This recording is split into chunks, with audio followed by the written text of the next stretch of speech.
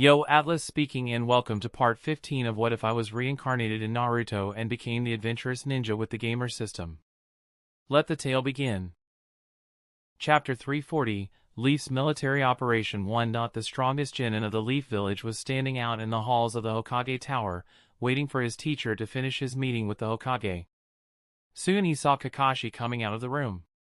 Is it just me or does he seem less tense? Daichi pondered as he gazed at the silver-haired man. Is everything alright, sensei? Hearing the boy's question, Kakashi merely smiled. Everything's fine, Daichi. Let's head to the analysis wing. Daichi looked at the man and nodded. They began making their way towards the Leaf Intelligence Division building. So Lord Hokage has already sent teams to attack Orochimaru's hideouts, huh? Daichi began to run simulations of the outcome of this event in his mind. Yes. Don't worry.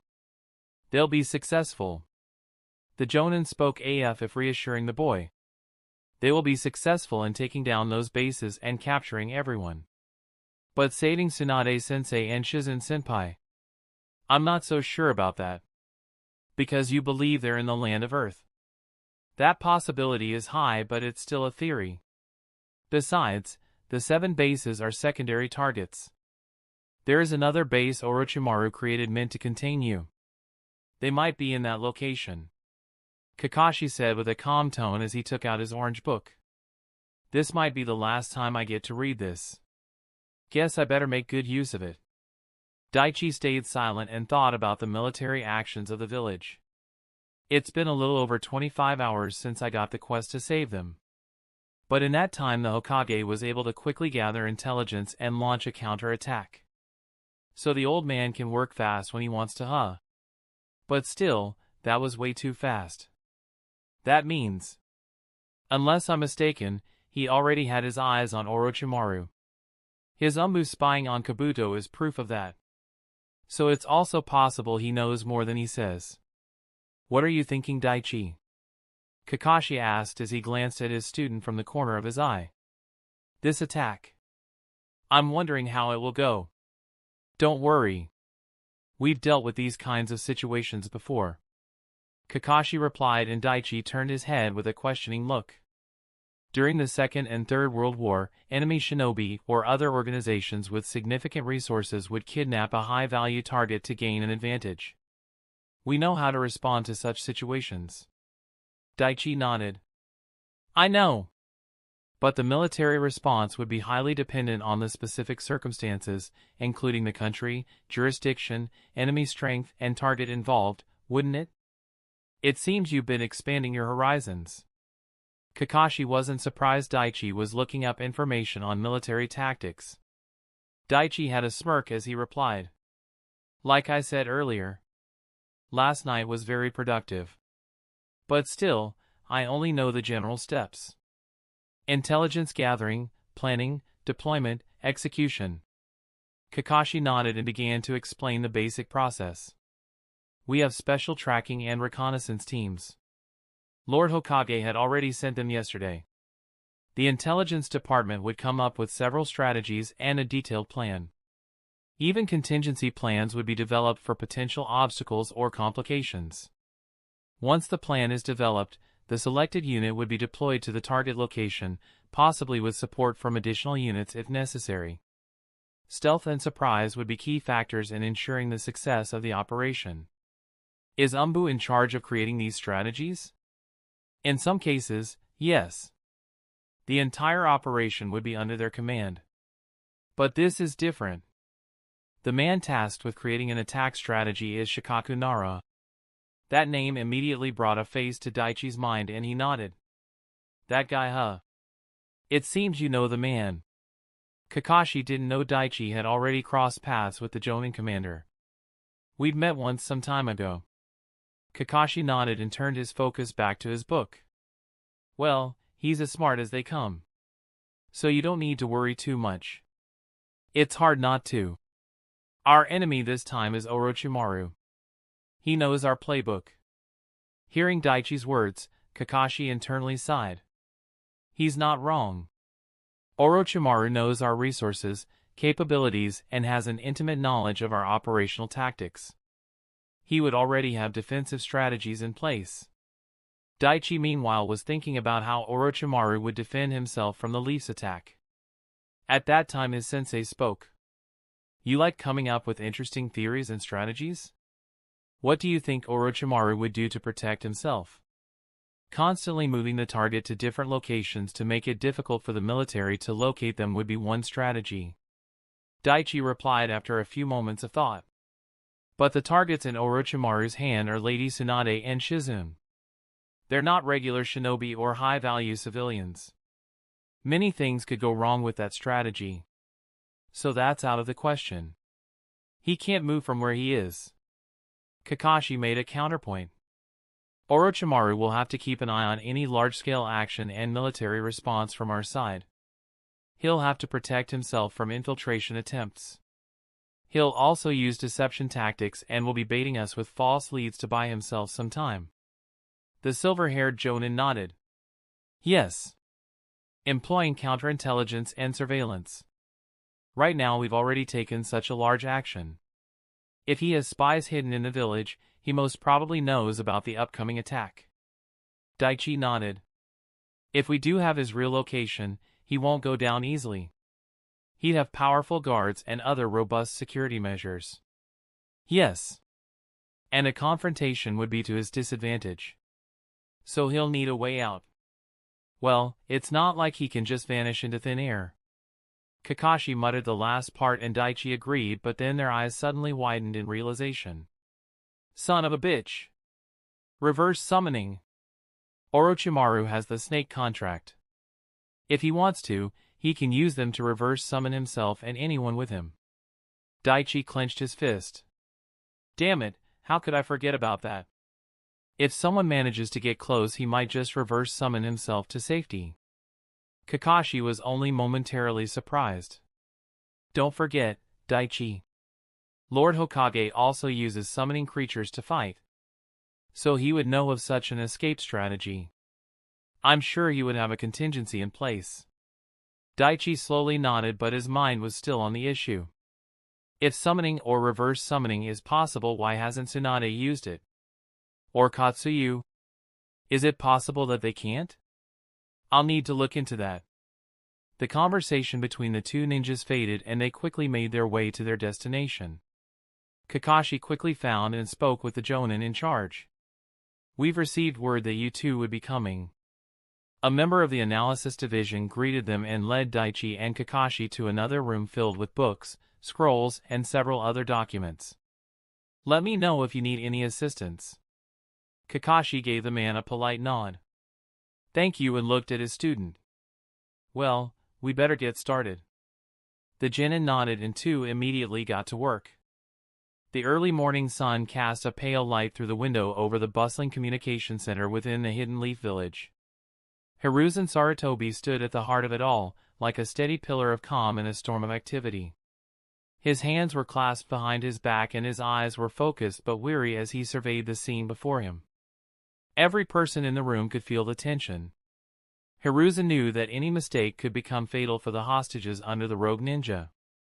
Tsunade and Shizune's lives are hanging in the balance. Orochimaru. This time you made it personal. I won't forgive you for this transgression. The Yamanaka in charge of communications sat cross-legged in the center of the room, glowing faintly with chakra as he kept the mental link active with the 7 teams scattered across the land of fire. All of them had arrived at their designated positions an hour ago and were waiting for the signal to begin their coordinated assault. The Hokage turned and glanced at the shinobi standing around him. His senseis, teammates, and students' faces, although older, flashed briefly in his mind. Time slows for no one. Now, it's the new generation carrying the burden of my decisions. They're going to face whatever Orochimaru has in store. I have to trust that they're ready. He closed his eyes and exhaled deeply. The decision weighed on him, but there was no other choice. He snapped his eyes open and gazed at the nearby shinobi. Are they ready?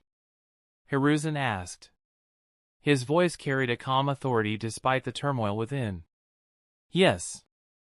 They've been studying the defenses around the base for hours, Lord Hokage, one of the Jonin replied, reading a report. They're now waiting for your order. The Yamanaka opened his eyes briefly and nodded. We're in contact with all 7 teams. Standing by awaiting your orders.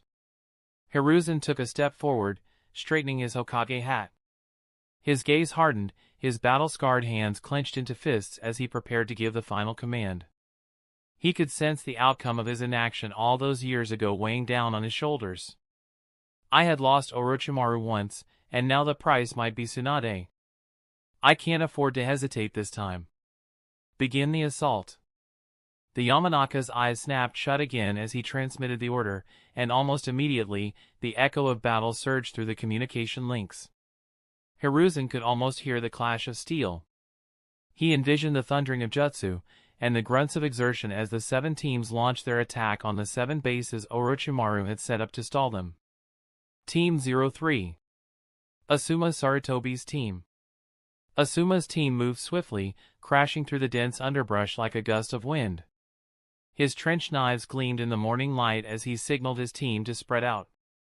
The base loomed ahead and was half hidden by thick forest, but the presence of enemies was unmistakable. The former Guardian 12 ninja could feel the pulse of chakra signatures just beyond the clearing, many of them faint but dangerous. Based on Genma and Anko's report, these guys would most probably have some sort of a curse seal. That would make them unpredictable and a volatile enemy. Spread out, and remember. If possible, capture. But if not, kill. Asuma muttered, his cigarette smoldering between his lips. They're waiting for us. Stay sharp. His team nodded in silent acknowledgement, their faces tense but focused. They were experienced, but Asuma knew these mercenaries wouldn't go down easily. Orochimaru's influence and power has made them loyal to the point of being fanatics. That makes these guys more dangerous than ordinary thugs. As the Leaf Ninjas waited, the first wave came, surging out of the base with wild, feral energy. Asuma Sarutobi lunged forward, trench knives sparking against a mercenary's blade as they clashed head-on. The man's eyes glowed with the power of the curse mark and his movements became erratic but powerful. Asuma's grip tightened. The power of his chakra-infused knives protected him as he deflected a series of rapid strikes. Above average strength. Orochimaru sure knows how to create good meat shields. Persistent bastards, Asuma growled and suddenly ducked low as another mercenary swung a massive club down toward him. The curse seal was active and his body was bulging grotesquely due to the sheer power flowing through. Asuma parried another attack with a small grunt, his muscles slightly straining against the sheer force. Orochimaru's minion laughed with a twisted and distorted sound coming from his throat. You Leaf Ninjas don't stand a chance. Lord Orochimaru's power flows through all of us. Yeah? Asuma's voice was cool, but a metaphorical flame burned in his eyes. Well, today that won't be enough to save you. He spun in place, his trench knives crackling with chakra, and slashed through the mercenaries' defenses with ease. Blood splashed in the air, and the cursed man crumpled to the ground with a large gash on his chest. Without waiting for the other enemy to react, Asuma rushed ahead and pierced through the left side of his torso. The sudden brutal attack took the mercenary ninja by surprise and he lost the grip on his sword as he fell to the ground. More of them were coming. Asuma sensed a dozen more rushing out of the base, all wielding the power of the curse seal. The Leaf Jonin and his team spread out, engaging the swarm of enemies. As the fight raged on, a member of Asuma's team, Jogen, stood back and was analyzing the battlefield with his sharp eyes while the other teams moved to intercept another wave coming from the north side. The sheer number of enemies was overwhelming, but Asuma was unfazed and even grinned. Come on, then, he muttered, gripping his knives tightly. Let's see what you've got. The Leaf Ninjas were outnumbered but they had several advantages. A Yamanaka and a sensory ninja were standing back relaying key intelligence to them and they had an advantage in the quality of shinobi on their team. More mercenaries poured from the hidden base and their bodies surged with curse seal power. Some sprouted grotesque limbs, others had chakra-enhanced muscles bulging beneath their skin. Die! One large enemy ninja swung his fist but Asuma easily evaded it. The enraged man set powerful fast punches, but Asuma weaved through them with ease and soon went on the attack. His knives were like a blur of sharp steel as he cut them down one after another. Just as he was about to move forward, he sensed movement behind and immediately evaded to the side. The Jonin saw a sword slashing down where he stood a second ago. Asuma turned around and saw the enemy he injured standing up even with his stomach bleeding. A few seconds later the bleeding slowed down and stopped. Ha ha ha. Do you see now? This is the power Lord Orochimaru gave us. Now we'll be able to fight anyone. Arrogance was overflowing from the man and Asuma frowned in displeasure. He glanced around and saw the fallen mercenaries getting up and standing ready for round 2. As expected. This won't be easy. But still, if they're anything like the ones Genma encountered, then they can be killed. He glanced at his own teammates and saw that they were not too surprised or flustered. They've all read the reports. So they've expected this. Good. The former Guardian 12 ninja turned his gaze back to the enemy in front. He gripped his trenched knives and stood ready. Time the Leaf began the attack, 7:45 a.m. Chapter 341, Leaf's Military Operation 2. The air around the base was filled with killing intent. The faint rustling of the leaves in the wind made a poor disguise for the brutal fight that laid ahead. Jonin Asuma Sarutobi stood at the forefront of his team. His sharp eyes scanned the mercenaries gathered before them. He let out a deep calm breath and it formed steady small clouds in the cool morning air. His ever-present cigarette was clenched between his teeth. Asuma could feel it. The pulse of hostile chakra, twisted and unnatural, emanated from the enemies that stood between them and Orochimaru's lair.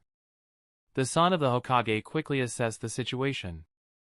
According to the scouting team's report, there are a total of 26 enemies in this location protecting that base. And it looks like out of those 26, 14 of them came out to greet us. Judging from the mutation and strange protrusions on their bodies, they're not doubt Orochimaru's experiments. Need to capture a few alive. Asuma's team, 6 strong, spread out around him in a loose formation, prepared for the onslaught. His team was balanced. Genjutsu, taijutsu, and ninjutsu specialists, all well trained. But the mercenaries were different. These weren't proper ninjas, but they also weren't ordinary fighters. They had tasted Orochimaru's twisted power, and it had warped them into something monstrous. Asuma locked eyes with the 3 men who approached him, their bodies bulging and contorting with the activation of the curse seal. One had grotesque arms, nearly twice the size of his body, covered in bone-like protrusions. The second, a wiry figure, was crouched low to the ground, his limbs elongated unnaturally, moving with an unsettling insect-like grace. The third had a face half-transformed, one side human, the other a grotesque mass of scales, his fingers twitching with dangerous chakra. Asuma held a cool face even as he realized he was about to face 3 strong opponents at once. "You!" The one with the grotesque arm spoke, pointing at Asuma. "What?" The Leaf Jonin was curious as to what the man wanted with him. "That waistcloth you have has the fire emblem etched into it.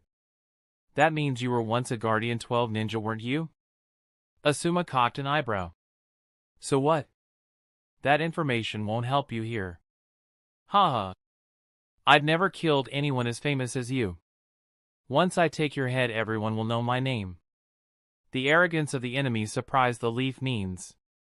They knew just how strong Asuma is and were insulted. How arrogant. "It seems these guys have severely underestimated you, Captain." One of the Leaf Ninjas standing behind Asuma spoke. "Yeah." Asuma nodded as he looked at his enemy.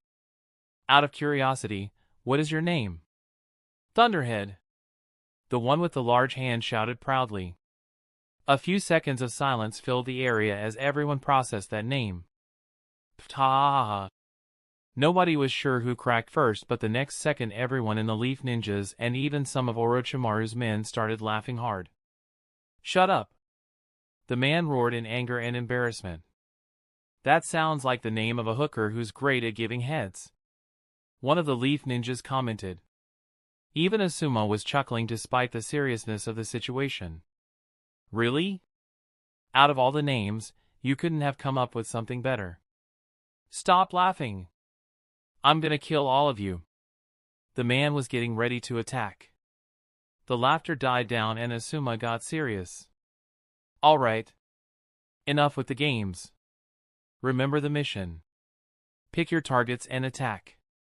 I'll handle these 3 clowns. He gave the order and the 5 ninjas behind him immediately sprung into action. You're not leaving here alive, leaf scum, growled the one with the massive arms, his voice thundering with rage. Asuma didn't reply. His grip tightened around his trench knives, the familiar hum of his chakra flowing into the blades, making them crackle with energy. He exhaled slowly, focusing. There was no room for hesitation now. Without warning, the man with the oversized arms charged. His speed was unnerving for someone so massive. He swung one of his grotesque limbs toward Asuma with enough force to break a large tree in half. Asuma sidestepped just in time and he felt the wind from the strike whipping past his face. Close. Before Asuma could counter, the second mercenary, the one with elongated limbs, darted in from the side. His movements were quick, almost insect-like, and his legs whipped out at impossible angles, striking toward Asuma's ribs. The leaf Jonin blocked with one of his trench knives. His jaws clenched as the impact sent a shockwave through his arm. Asuma's eyes narrowed as he looked at the man. That kind of force from a leg strike. It's unnatural. This guy is much stronger than his lanky frame suggests. The third mercenary hung back for the moment, his scaly hand twitching as he began weaving hand signs. Damn it. Asuma cursed under his breath. I can't afford to get caught in whatever jutsu that one is preparing. I need to finish this fast. With a sharp exhale, Asuma parried another strike from the insect-like mercenary, spinning to avoid the massive arms of the first. In a fluid motion, he channeled wind chakra into his trench knives, the blades glowing brighter with an almost visible sharpness. With a single swing, he slashed across the massive arm of his first opponent. The blade cut through the cursed flesh with ease, sending a spray of blood into the air. Arg! The mercenary howled in pain, stumbling back. Watching this scene, the one with the half-transformed face sneered. You fool! This is what happens when you attack with no plan in mind. He had no sympathy, even for the person on the same side. His focus quickly shifted to the former Guardian 12 ninja. Meanwhile, before Asuma could take advantage of his opening, the elongated-limbed mercenary was on him again. His limbs were moving in a flurry of kicks and punches, each strike coming faster than the last. Asuma blocked and dodged, but the attacks were relentless. His opponent's movements were too erratic, too unpredictable. Asuma tilted his head and avoided a brutal strike coming for his eyes. This guy is not only fast but he has unusual strength behind his attacks. Moreover, his movements are too erratic, too unpredictable. But despite these challenges, the Leaf Ninja kept a cool head and waited for his opportunity. Several moments later, Asuma saw an opening. As the mercenary swung a long leg toward his head, the Leaf Jonin ducked low and slashed upward, slicing clean through the man's calf. Aya! A scream tore from the mercenary's throat as he collapsed, blood spurting from the wound.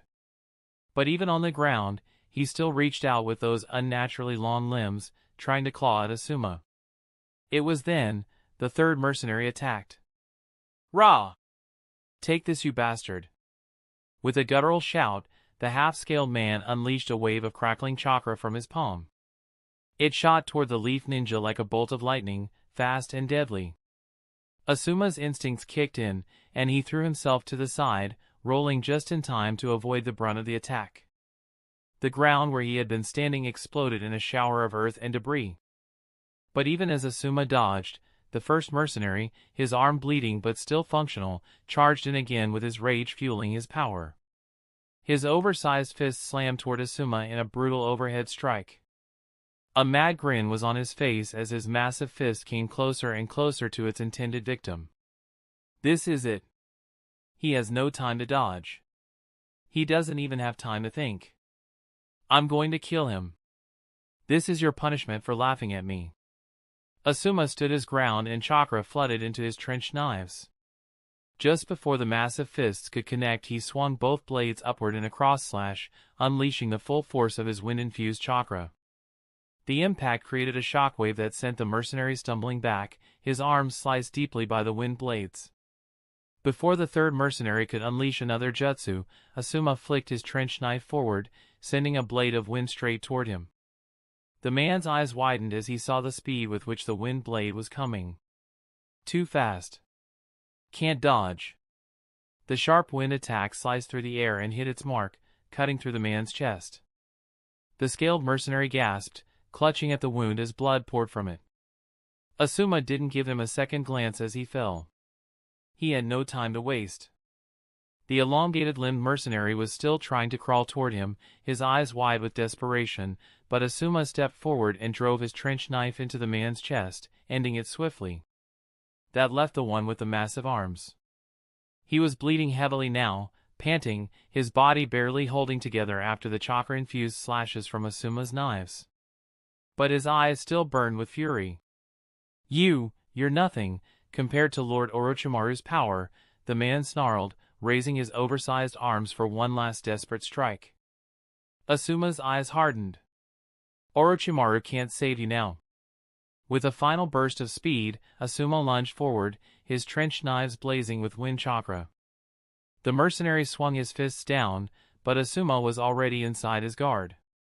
With one swift, decisive movement, he slashed both knives across the mercenary's chest, cutting deep. The man staggered, his eyes wide in disbelief as his body gave out.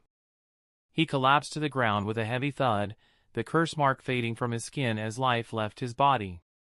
Asuma straightened, his breathing heavy but controlled. He looked around at the carnage, 3 cursed mercenaries lay dead at his feet. But there was no time to rest. His team was still locked in battle with the others. He wiped the blood from his trenched knives and glanced toward the entrance of the base. Has the other team entered the base? Asuma asked the Yamanaka ninja connected to him. Yes. They're currently disabling traps and dispelling illusion barriers. Their team is on the west side and is engaged with 4 enemies.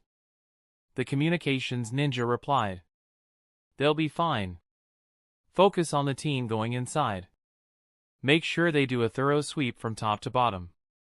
Asuma ordered. Yes, Captain. Asuma then focused on the others of his team. Time to see if I can complete the other part of my mission. The clash of steel and the crackle of jutsu echoed through the forest as Asuma's team engaged the remaining Orochimaru mercenaries.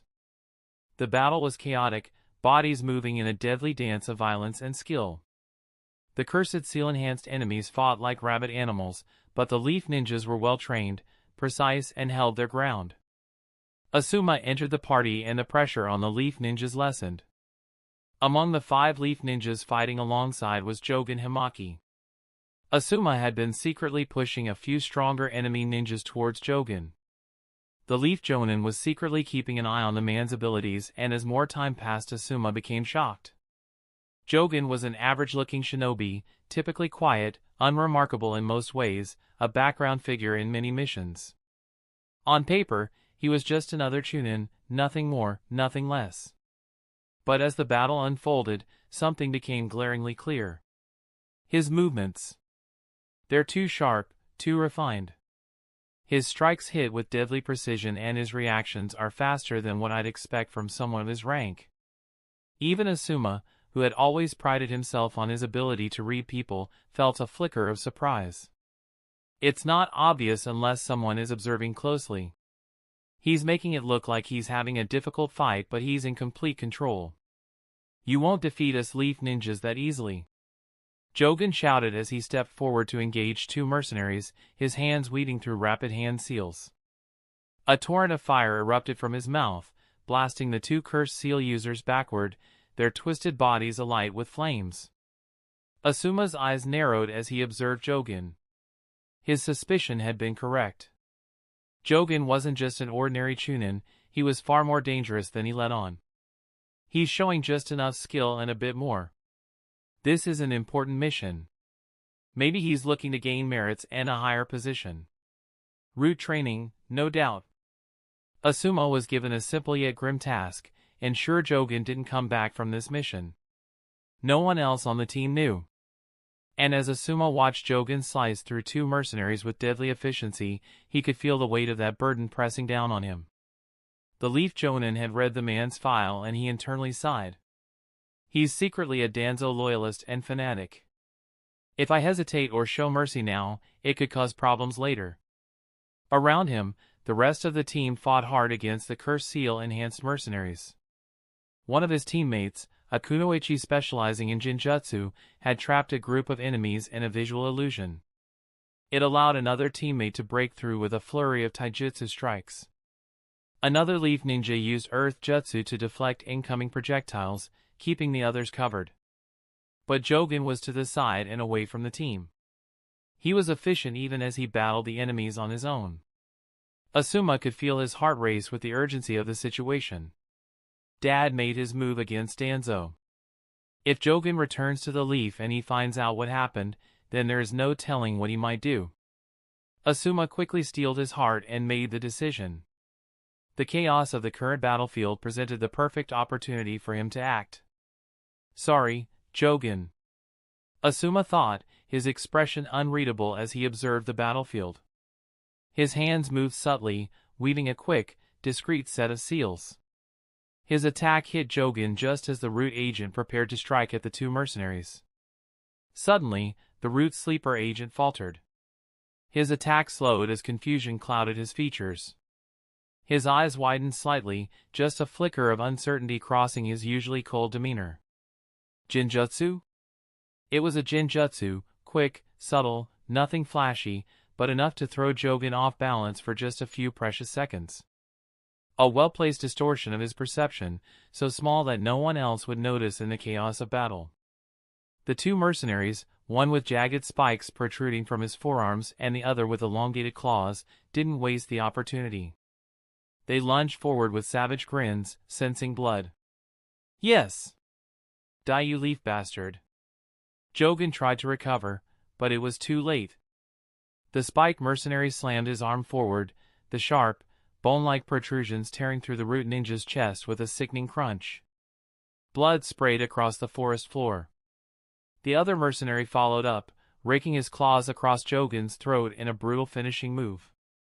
His body stiffened, his eyes wide with shock, and then, slowly, he crumpled to the ground in a lifeless heap.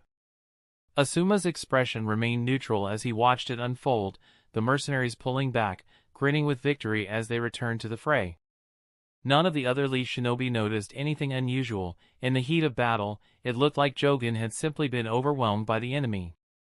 The kunoichi, still engaged with a cursed mercenary in the distance, shouted in frustration when she noticed Jogen fall. Jogen! No! Another teammate rushed to cover her as she tried to refocus, but there was no time to mourn.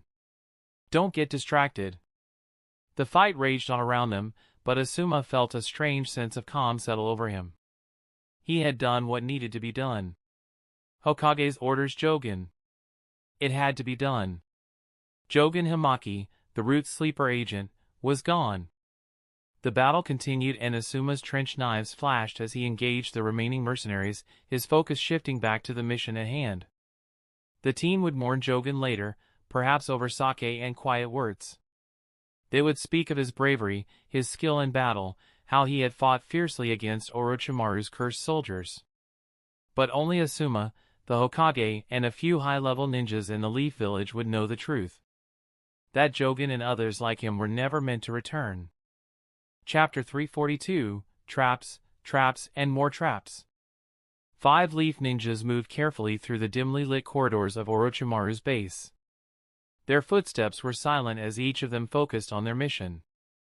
They had already taken down 8 weak mercenaries and disabled a series of traps along the way.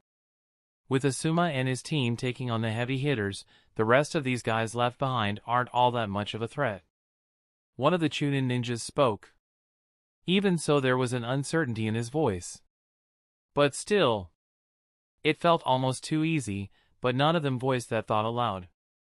This building was made by Orochimaru. They knew better than to let their guard down. At the front was a Chunin, Tenchi Hyuga.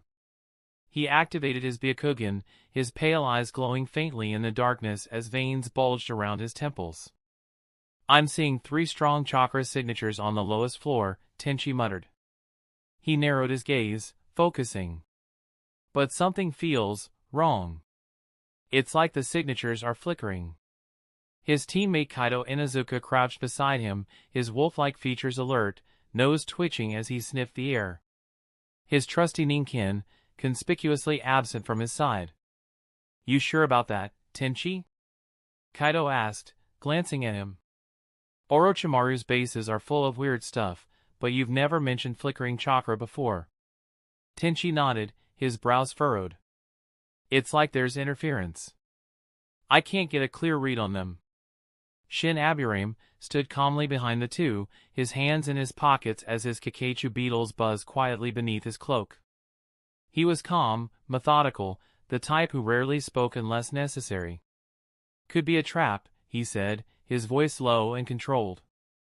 The other 2 leaf ninjas with them, standard jonin, no bloodlines or clan techniques to boast of, nodded in agreement.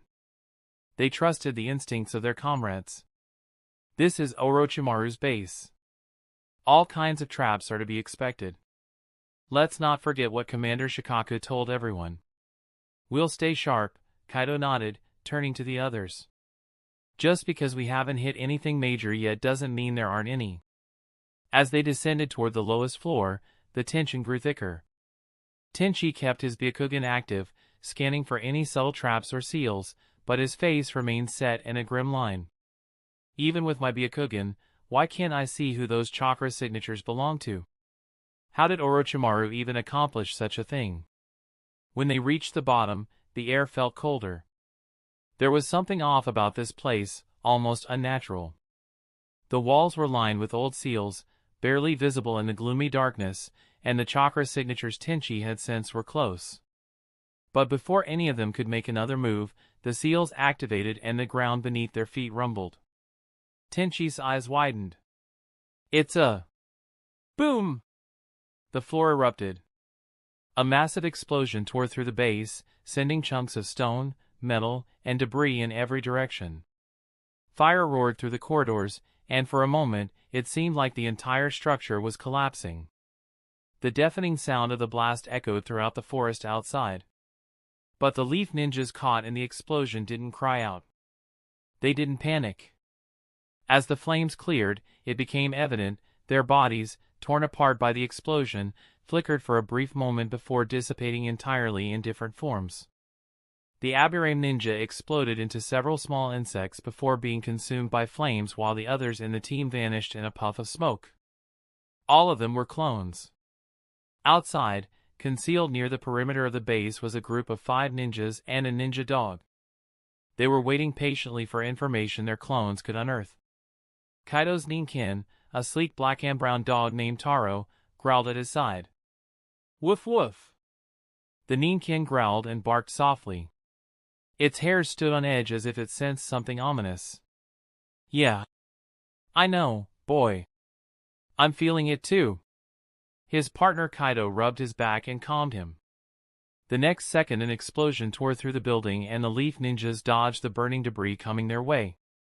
Tenchi let out a slow breath, his Byakugan still active, his heart pounding in his chest. "We would have been vaporized if we were still inside."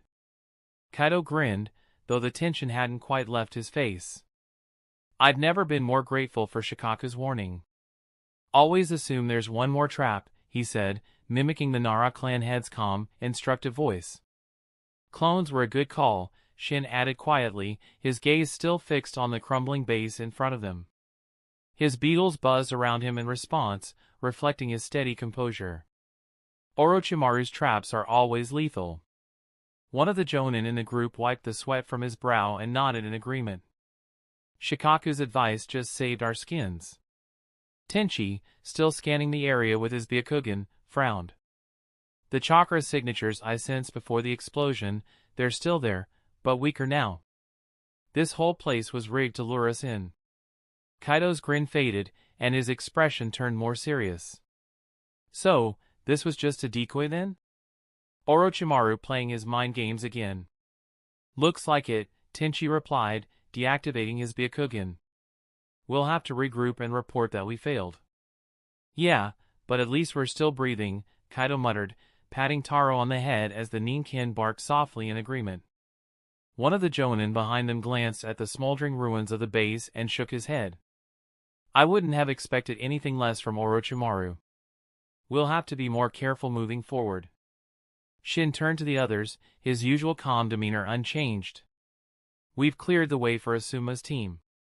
Let's make sure we stay alive to finish the mission. With a nod, the group rose from their crouched positions, silently retreating from the explosion site, wary of any more traps that might still be lying in wait. Leaf Village Intelligence Department. The air inside the Intelligence Department building was heavy. At the center of it all stood Hiruzen Sarutobi, the third Hokage, his battle-worn face etched with deep lines of concentration. The normally calm demeanor he carried was now shadowed with concern as he watched the reports come in from all 7 teams sent to take down Orochimaru's bases. This wasn't just a typical mission. For him this was personal. Tsunade and Shizune had been kidnapped, and every minute that passed without news of them gnawed at him. Hiruzen stood with his hands behind his back, the Hokage robes hanging heavy on his shoulders. Around him, the intelligence officers were working tirelessly, communicating with the various teams stationed across the Land of Fire. The room was a hive of activity, officers relaying orders, transcribing updates, and mapping out the 7 bases. Hiruzen's keen eyes missed nothing. A Yamanaka operative, sitting cross-legged in the center of the room, was deep in communication with the teams in the field. His face was pale with the strain of maintaining mental connections with so many ninja at once, but he stayed focused, relaying each report with precision.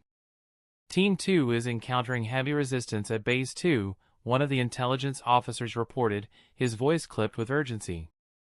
They're up against summonings, large snakes. Injuries reported but no fatalities so far. Awaiting further updates. Hiruzen's grip tightened slightly behind his back. Orochimaru's influence was clear with those summonings, but the question gnawed at him, where was Orochimaru? And more importantly, where were Tsunade and Shizune? Snakes again, Shikaku Nara murmured from his station nearby, where he was meticulously noting down the status of each team, tracking their progress, analyzing damage reports, and casualties. His brow furrowed as he glanced up at the Hokage. This is classic Orochimaru. He's trying to stall us. We've anticipated this, but nonetheless it's annoying. Inoichi, who was nearby, spoke. His face kept a stern expression, but the clenched hands at his sides gave his true emotions away. Hiruzen nodded, his eyes never leaving the unfolding situation map in front of him. He's always been a master of diversions, but we can't afford to lose sight of the real objective. One of the Yamanaka assistants, his voice strained from maintaining multiple mental connections, spoke up. Lord Hokage, Team 7 is reporting the same thing at Base 7. More snake summons. They've encountered over a dozen enemies so far.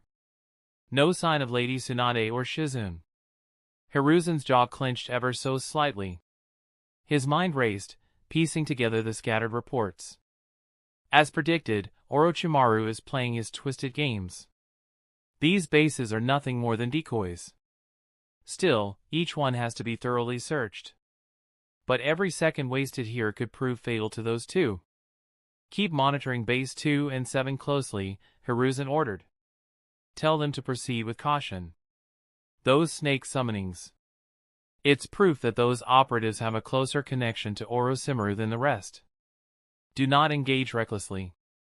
And tell the squads to capture a few of them alive. Another report came in almost immediately after. Lord Hokage, Team 5 has encountered a series of complex traps at Base 5. Chakra sealing barriers and explosive tags. They're working to disarm them, but it's slowing their advance significantly. Hiruzen's eyes shifted to the map, where Base 5 was located. That location is 89 kilometers west of the village. The Hokage's expression remained calm, but inwardly, he was calculating the situation carefully. Every base is a potential death trap, and the teams are walking into them blind. Yet they couldn't afford to back off. He's trying to bleed us out, Shikaku said, his voice low but steady. Delay tactics, meant to whittle down our numbers while we waste time on decoy bases. Hiruzen nodded grimly. I know. Lord Hokage, despite the troubles we've encountered, I doubt the teams would have too many problems. Inoichi spoke and the old Kage glanced at him. The information we were able to obtain from Rinji and Guren before their deaths and the analysis made by the early scout teams are invaluable. They've slowed us down, but we still have a significant advantage over them. Inoichi explained and Hiruzen silently nodded in understanding. Perhaps I should count those two attacking Daichi and his team as a blessing in disguise. The Hokage sighed and turned his attention back to the situation in front of him. Shikaku scribbled down another set of notes, his sharp mind already dissecting the tactical situation. No reports of Orochimaru's presence anywhere. Nothing on Lady Tsunade or Shizune. He's keeping them somewhere else. Likely far from these bases, Hiruzen said with a tired sigh, his voice heavy with resignation.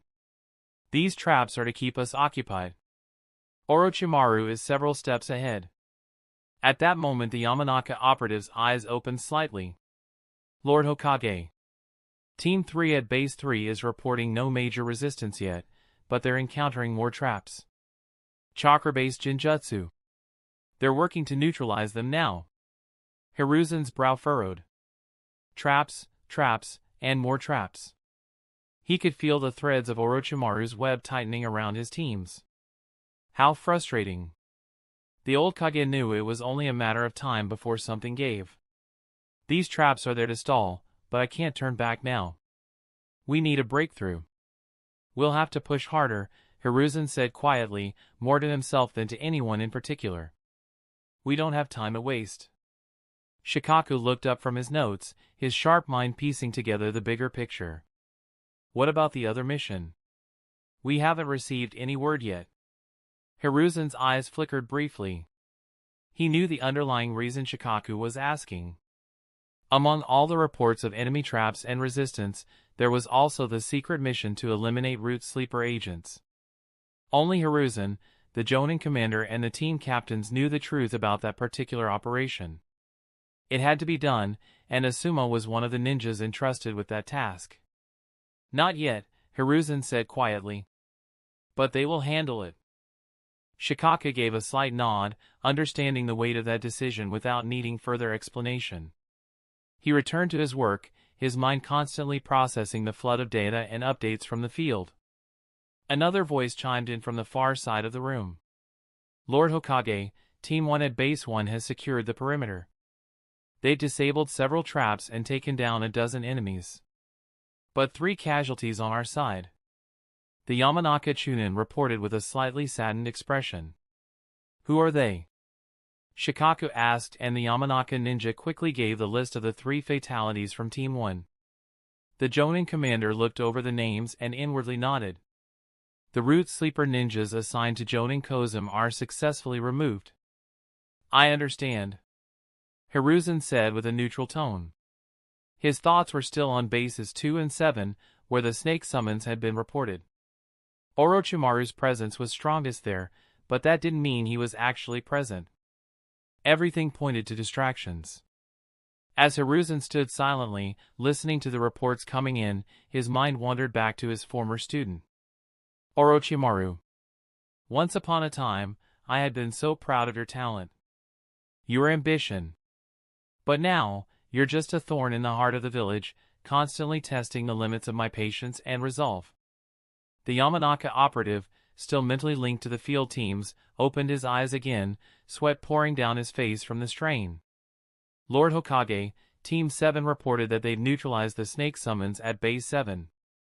2 fatalities, but still no sign of Lady Tsunade or Miss Shizune. Damn it. Hiruzen's heart sank slightly, but his expression remained calm.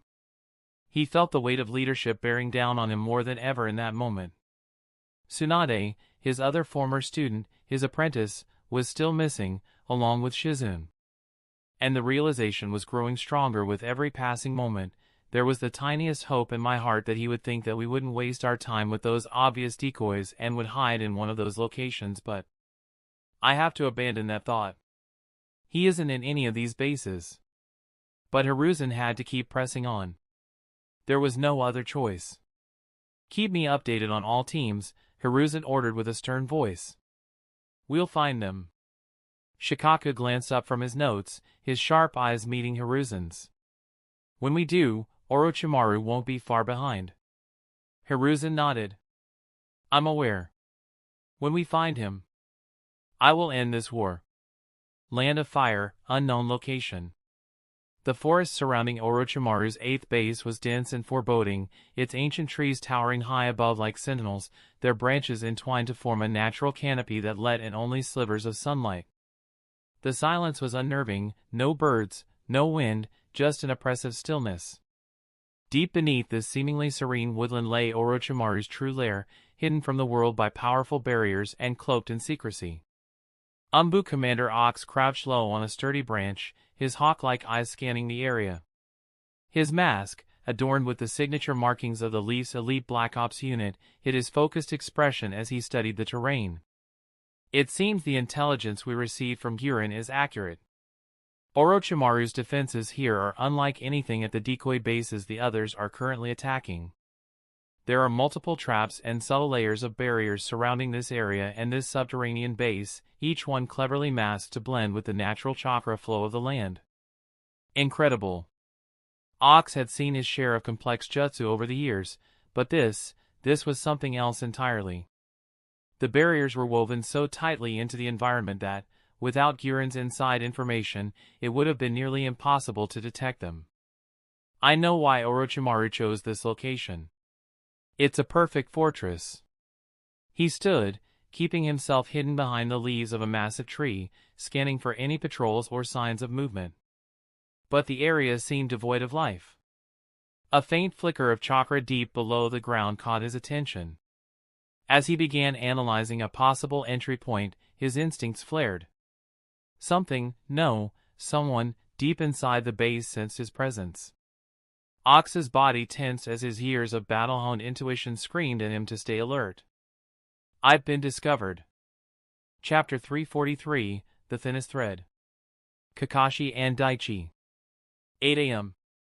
Inside the brightly lit analysis wing of the intelligence department, Kakashi Hatake and his Genin student, Daichi Hakama, sat side by side at a long table, their eyes scanning through a series of documents and maps.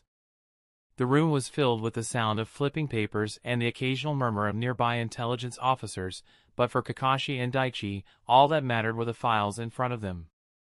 Daichi furrowed his brow, his gaze intent on a report sent by Jiraiya. The Toad Sage had returned to the village late last night, and after receiving orders from his teacher/leader, he quickly contacted his agent stationed in or near the Land of Earth and obtained numerous pieces of information. After delivering crucial intelligence on the Land of Earth to the analysis department a couple hours ago, he disappeared once again. Daichi leaned forward, his eyes intense as he sifted through a stack of reports. The clock on the wall ticked past 8 a.m., but he was already fully immersed in his work. He picked up a document marked with Jiraiya's distinctive handwriting and began to go through its contents. Lord Jiraiya managed to gather this much intel in just a few hours? To even get intelligence on the hidden stone border patrol squads. Daichi murmured, half to himself.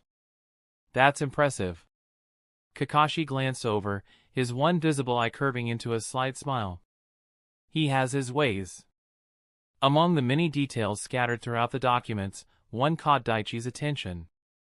A brief mention of someone close to the Earth country's finance minister meeting with a trade team from the Land of Snow. Such a meeting in itself wasn't unusual. But it was what he had learned yesterday from the prince and the nature of the transport that caught the Genin's attention. Daichi's mind raced as he connected the dots. It wasn't just the meeting itself that was odd. There had been multiple shipments from the Land of Snow arriving in the Land of Earth over the last 4 months, all escorted by foreign ninjas. The shipments had been marked as low priority, but something about the unusually high number of guards protecting them struck him as suspicious. Anything interesting? Kakashi asked. Daichi hesitated for a moment. He couldn't reveal everything he knew, not yet. Well, there are several reports about small shipments coming into the Land of Earth from the Land of Snow over the past few months. They seem routine at first glance. Kakashi nodded thoughtfully. Trade between those countries isn't unusual. What's catching your eye? These shipments from the land of snow, Daichi muttered, as he pointed to specific records in front of him. They'd been listed as low priority, but the number of guards doesn't add up. It shows more protection than what you'd expect for something supposedly unimportant. Kakashi leaned in, his interest piqued. That is strange. Do we know what's in the shipments? Not specifically, Daichi replied, flipping through another report. But the cargo manifests are vague, listed as industrial supplies or machinery parts. Nothing detailed. The silver-haired Jonin glanced over, his sharp eye scanning the information. Low-priority cargo with that level of security, sounds like they're trying to keep something hidden in plain sight. But then again, this could be something that Tsuchikage or someone else in the Hidden Stone Village ordered. Not sure if it would help us. Daichi nodded, flipping through another document. Yeah, I would have thought the same, but look at this, he said, sliding another report over to Kakashi. These shipments weren't sent to the Hidden Stone Village or even the Earth Capital City. After arriving in the country, no final destination was listed. The ninja escorts left after delivering them. Kakashi's visible eye narrowed as he leaned in closer. No destination? That's odd. Especially for something supposedly low priority. It gets stranger, Daichi continued, his voice growing more intense. He reached for another stack of reports, quickly scanning through them. Every time these shipments arrived, 2 or 3 days later, the Hidden Stone patrol squads in some areas were diverted away from their usual routes. Kakashi's brow furrowed, piecing together the implications. So, they're deliberately clearing a path.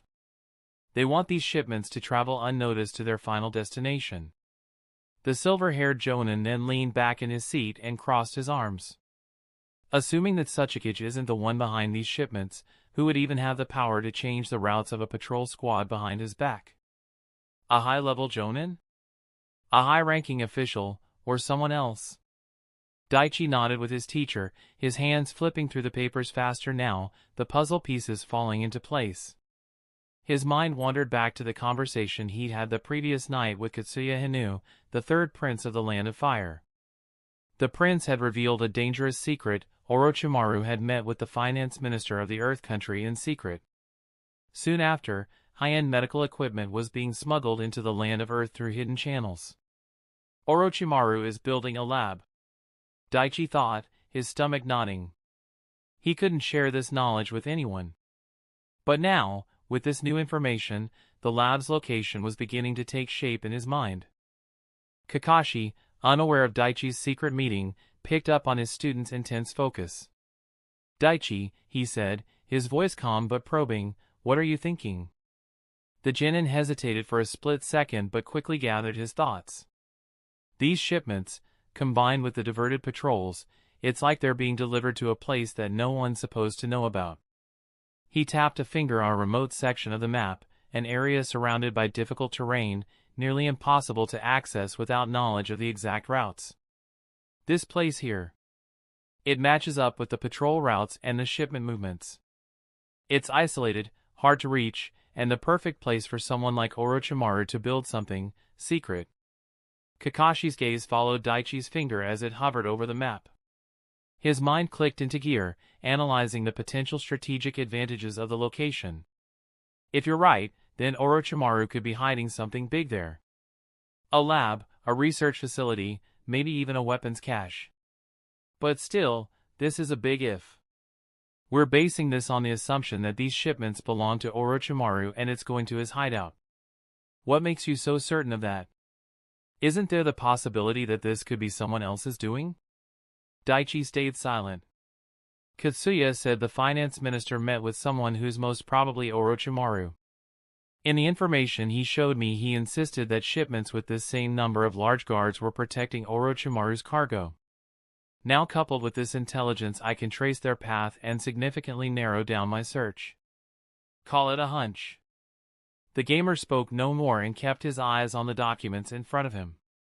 Kakashi sensed the shift in Daichi's energy and, choosing not to press, continued to analyze the situation. Jiraiya's report mentioned someone close to the finance minister meeting with these trade teams from the Land of Snow. If the finance minister of Earth Royal Court is involved, this isn't just some small operation. It's political, and it's being carefully orchestrated. Daichi nodded, still piecing it together. It's more than just smuggling equipment. The timing of the patrol diversions, the foreign ninja escorts, it's all being coordinated. But if the shipments are that important, then Orochimaru is doing more than building a lab. He's planning something big. Kakashi leaned back in his chair, crossing his arms. The Land of Snow isn't known for high-tech medical equipment. They specialize in industrial goods, machinery. But if they're involved in supplying Orochimaru, then as you've said, it could mean they're helping him set up something more than just a medical lab. Daichi's heart skipped a beat at the realization. High-end medical equipment, Katsuya had said. The kind needed for genetic experiments, for human trials. It all lined up. But he couldn't say that aloud, couldn't reveal that he already knew. Kakashi tapped his fingers on the table, considering the information gathered. So, we have a list of several dubious shipments, unlisted destinations, heavy security, involvement of high-ranking officials, and patrol diversions. Sounds like Orochimaru or someone else in the Land of Earth is trying to hide something significant. Daichi nodded, his mind racing with ideas and theories. If we map out the patrol diversions and the shipment routes, maybe we can narrow down where these supplies are actually going. Good idea, Kakashi said. Let's plot them out. They spread a large map of the Land of Earth across the table. Daichi began marking the shipment routes and the locations where patrols were thinned out or redirected.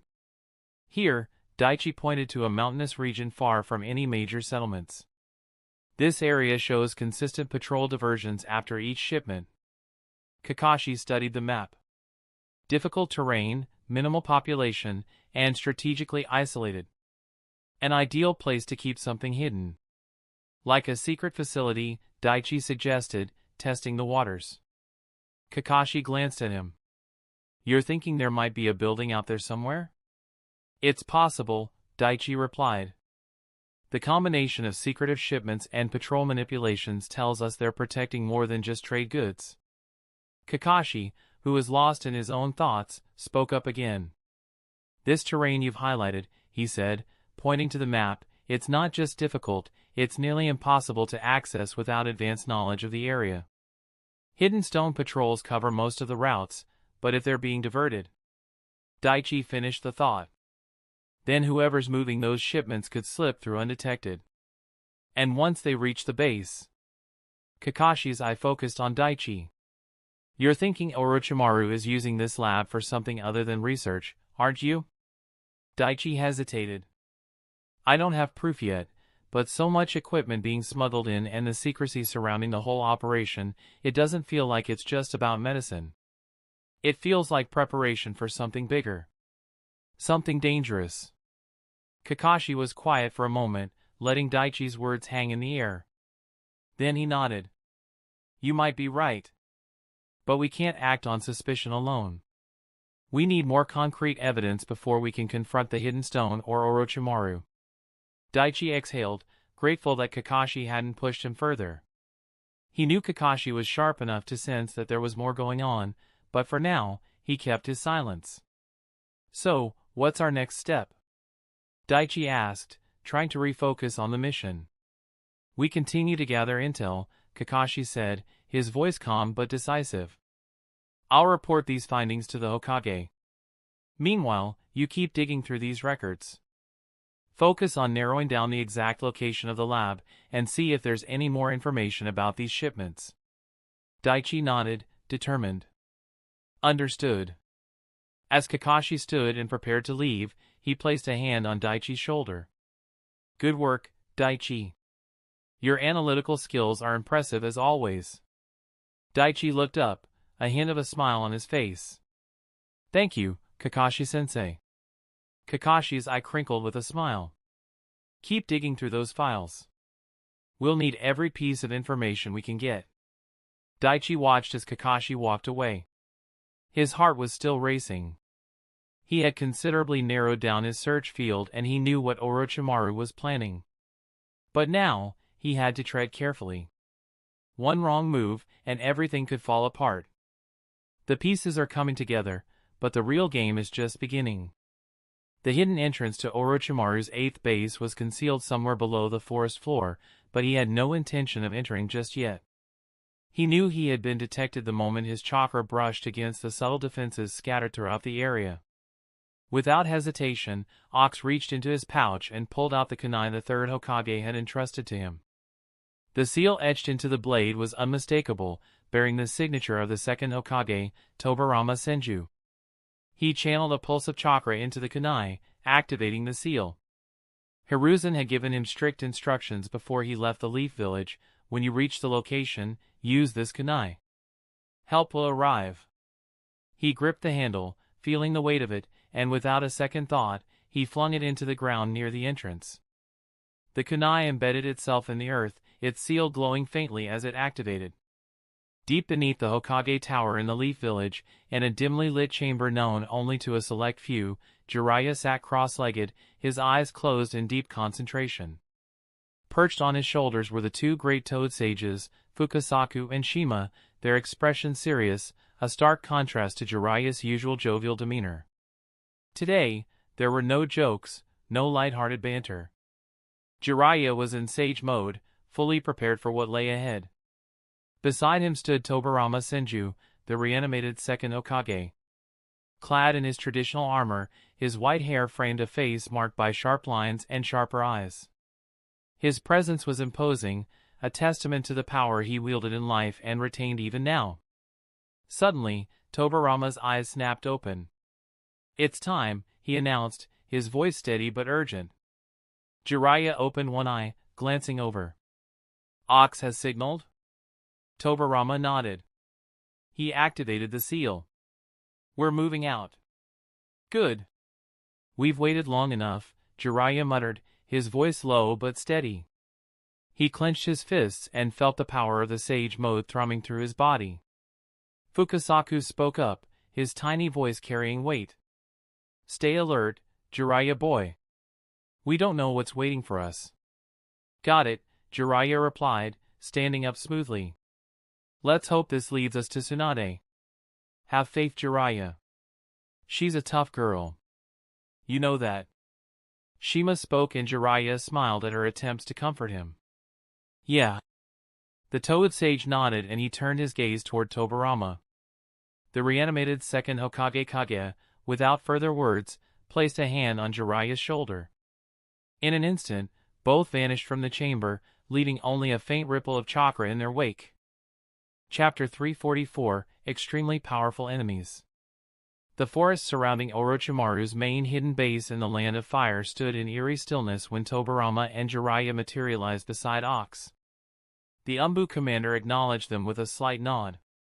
"Glad you made it," he whispered. Tobirama surveyed the area, his sharp eyes taking in every detail. "What have you observed? Any signs of movements?" Ox turned slightly, his Umbu mask concealing his expression, but his voice was calm and measured. "No visible movement yet, but there are several defenses. Orochimaru has placed barriers and traps for unwanted visitors. And like in the reports, this lair is completely subterranean." Ox reported quietly. "But just moments ago, I sensed that someone inside became aware of my presence." Tobirama stepped forward and scanned the area. The ground beneath him felt unnatural, the barriers woven into the earth itself. "He is certainly prepared." Jiraiya crouched down and placed his hand on the ground. He closed his eyes and extended his sage mode sensory abilities. The natural energy flowed through him, amplifying his perception. "There's a heavy chakra presence inside," he murmured. "Actually, make that too." Tobirama's eyes narrowed. He, too, could sense the chakras emanating from within the base. One, in particular, felt eerily familiar, a chakra he hadn't sensed in a long time. His breath caught for a moment. As he focused his senses, Tobirama's eyes widened, his normally stoic face betraying a hint of shock. "There are two powerful chakras inside, one of them is Familiar. Extremely familiar. Jiraiya furrowed his brow. Yeah, I know what you mean. The one with the smaller chakra. I've felt it before, he said, a hint of confusion in his voice. But I can't. The nagging sense of familiarity from that second chakra still tugged at his mind. He had fought many powerful enemies in his lifetime, but this presence. Something about it felt strange to Jiraiya. The Toad Sage slowly stood and his expression hardened. He could feel what Tobirama felt. One chakra was immense, radiating power in a way that felt ancient and overwhelming. The other, he recognized it, but only faintly, like a memory from a distant battle. I've fought that chakra before, Jiraiya murmured, his brow furrowed in concentration. But I can't place it. Fukasaku chimed in. Try to remember, Jiraiya boy. If it's someone you've encountered, we need to be cautious. Shima nodded. And that other chakra, it's immense. Tobirama's mind was racing. No, Tobirama whispered, almost to himself. It can't be. The chakra he was sensing was unmistakable, even after all these years. The weight of it, the sheer presence, it sent a chill down his spine. Impossible. This chakra shouldn't exist anymore. That damn Orochimaru. This is his doing. Jiraiya turned to him with concern flashing in his eyes. What is it? Do you recognize that chakra? Tobirama's gaze remained fixed on the entrance of the base, his voice low and filled with a mixture of disbelief and suspicion. I do. This is far worse than we thought. Jiraiya tensed. If Tobirama was this disturbed, it meant something serious. We're going in, right? Tobirama nodded, his usual cold demeanor returning. We don't have a choice. But I have a feeling it won't be that easy. The Sannin of the group extended his senses and sharpened them as much as he could. One of the individuals, the one Jiraiya felt was familiar, was strong, but the other one. It was magnitudes above in chakra. The sage glanced around and it almost felt as if the entire forest was alive. Jiraiya glanced at Tobirama and saw the grave expression on his face. You sense it too, don't you? Tobirama met his gaze. Yes. And if it's who I think it is, we're facing an enemy beyond what we anticipated. Ox looked between them. Orders, Lord Second? Tobirama considered their options. We proceed with utmost caution. Our primary objective is to find and rescue Tsunade and Shizune. It's possible that they are under barriers and their chakra is being masked. So we have to search every inch of this place. And if Orochimaru is here, we'll deal with him accordingly. Jiraiya nodded. Yeah, I agree, but we can't exactly ignore these chakra signatures. We might be walking into a trap. I know, Tobirama replied. Ox, have you identified any entry points? Ox pointed toward a concealed opening at the base of a large tree. There. It's less guarded, but the barriers are strongest in that area. Leave the barriers to me, Tobirama said confidently. I designed many of the village's protective seals. I can certainly break through Orochimaru's work. Jiraiya smirked slightly. Never thought I'd be teaming up with the second Hokage himself. Strange times we live in. Tobirama kept a stoic expression. My existence was supposed to be a secret. This alliance was born out of necessity. As they moved closer to the entrance, the oppressive feeling intensified. Be on guard, Tobirama warned, his voice sharp. The one who's inside that base. He has power unlike anything you faced. Jiraiya smirked despite the tension. Guess it's a good thing I've come prepared then. Inside Orochimaru's base. Yesterday. Deep inside the dimly lit, subterranean chambers of Orochimaru's hidden base, two figures stood side by side, their presence imposing even within the confines of the cold stone walls. Hashirama Senju, the first Hokage, stretched his arms above his head, his joints cracking audibly. Ah, it's been ages since I've felt this limber, he exclaimed with a grin, his eyes sparkling with an almost childlike excitement. Though I suppose being brought back from the dead will do that to you. The other man looked at Hashirama with a mixture of disbelief and wariness. You're the first Hokage, he said, his voice low and serious. I never thought I'd meet a legend like you, not like this. Life, or unlife, sure has its surprises. Hashirama laughed heartily. Well, I didn't expect to be here either. But here we are, thanks to that sneaky fellow with the snake obsession. His expression shifted briefly to one of contemplation. What was his name again? Orochimaru? That's the one, the second man confirmed. Hashirama had a twinkle in his eyes and he asked with curiosity. By the way, I can sense a trace of the Eight Tails chakra lingering in you. Why is that? The dual-haired man nodded. I was its Jinchuriki before, well, before I died. You can call me Blue Bee.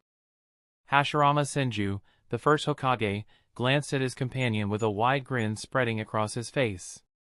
So, you're the former Jinchuriki of the Eight Tails, huh? I gotta say, it's always exciting to meet new people. Especially someone with that kind of history. He scratched the back of his head, his grin only widening.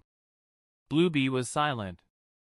He glanced down at his reanimated hands, flexing his fingers as if testing their responsiveness. To think Orochimaru would bring me back to life. He must have his own reasons. Can't say I'm thrilled about being his puppet though. Hashirama nodded sympathetically. I understand the sentiment. But perhaps we can make the best of it. After all, it's not every day you get a second chance at life. Even if it's under less than ideal circumstances. Blue Bee studied him for a moment. You seem awfully cheerful about all this. Why wouldn't I be? Hashirama replied with a chuckle. The world is full of new people to meet and things to experience. Besides, he added, leaning in conspiratorially, I have a feeling that things are about to get interesting for us. Blue Bee shook his head, a faint smile tugging at the corner of his mouth. You're not what I expected. And what did you expect? Hashirama asked, tilting his head curiously. Someone different, Blue Bee admitted. The stories paint you as a god among shinobi. I figured you'd be more serious? Stoic? Overbearing? Hashirama interrupted, waving a hand dismissively. I've heard it all before. Truth is, I prefer to enjoy life. Even this one. Blue Bee's gaze softened. Must be nice, seeing things that way. Hashirama's eyes met his, and for a moment, there was a depth of understanding between them. You've had a rough journey, haven't you? You could say that, Blue Bee replied quietly. Being a Jinchuriki wasn't exactly a picnic. Darkness, fear, loneliness. They've been my constant companions. Hashirama gave the man a sympathetic smile. Everyone carries their own burdens. Blue Bee only sighed, the weight of his past heavy was in his voice. It's strange. Being brought back after everything. After enduring all that pain. I thought I finally left that behind and was free when I died. But now here I am again, protecting this place, and I don't even know why. I have no real control over anything again. Hashirama sighed, rubbing the back of his neck. Yeah, this reanimation thing is a drag. I don't like being controlled either, but... He looked around at the chamber. We have to figure out why Orochimaru brought us back. He must have some kind of a plan. The two looked around and came up with a few theories, but without much to go on, they remained in their position. Orochimaru gave them the task to guard the location and they had nothing else to do at that time. Hashirama was curious about the time period after his death and B answered his questions to pass the time. Soon a day passed. Few seconds before Tobirama and Jiraiya arrived. Hashirama's expression suddenly shifted. His eyes narrowed slightly as he looked toward the ceiling. Do you feel that? Blue Bee straightened, his senses sharpening. Yeah. Someone's out there. Hashirama closed his eyes briefly, focusing on the chakra signatures. An intruder at the edge of the perimeter. Strong, but trying to stay hidden. Think it's someone after Orochimaru? Bluebee asked. Possibly, Hashirama replied. But wait! His brow furrowed. There are more now. 4 distinct chakras. 2 of them are particularly strong. Bluebee concentrated, his own sensory abilities kicking in. You're right. One of them feels familiar. Hashirama's eyes widened slightly. Well, isn't this intriguing? One of those chakras feels like my brother's. Your brother? Bluebee echoed. You mean the second Hokage? Hashirama nodded, a mix of surprise and delight on his face. Tobirama. But how? Unless. He chuckled. Looks like I'm not the only one who got a ticket back to the living. Bluebee considered this. And the other strong chakra? Hashirama tapped his chin thoughtfully. It has a wild, natural energy to it. Almost like a sage. A sage? Bluebee's eyes narrowed. Wait, it must be Jiraiya of the Sannin. I've met him before in battle. The first Hokage had a grin on his face. This just got a whole lot more interesting. Bluebee clenched his fists, feeling the weight of the situation. Your brother, and the legendary Sannin. Orochimaru must have expected this. But why?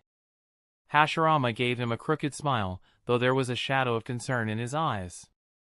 I don't know, but we're about to find out.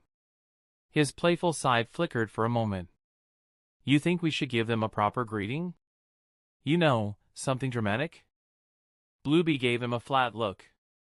I'm not really the dramatic entrance type. Hashirama grinned. Fair enough. Oh, this is getting exciting by the minute. First, I met you, and now my brother and a sage are dropping by. Bluebee couldn't help but smirk. You have a strange way of looking at things. Why be grim when you can be excited? Hashirama replied. Besides, it seems we're about to have company. Shall we go greet our guests? Bluebee pushed off the wall, rolling his shoulders. If they're here for a fight, we might not have much choice. The first Hokage shrugged his shoulders. Who knows? Maybe we can talk it out. Bluebee raised an eyebrow. You really think talking is an option? There's always room for dialogue. Hashirama insisted, but then his smile dimmed. But if Orochimaru forced our hands, then you're right. We may not have much choice.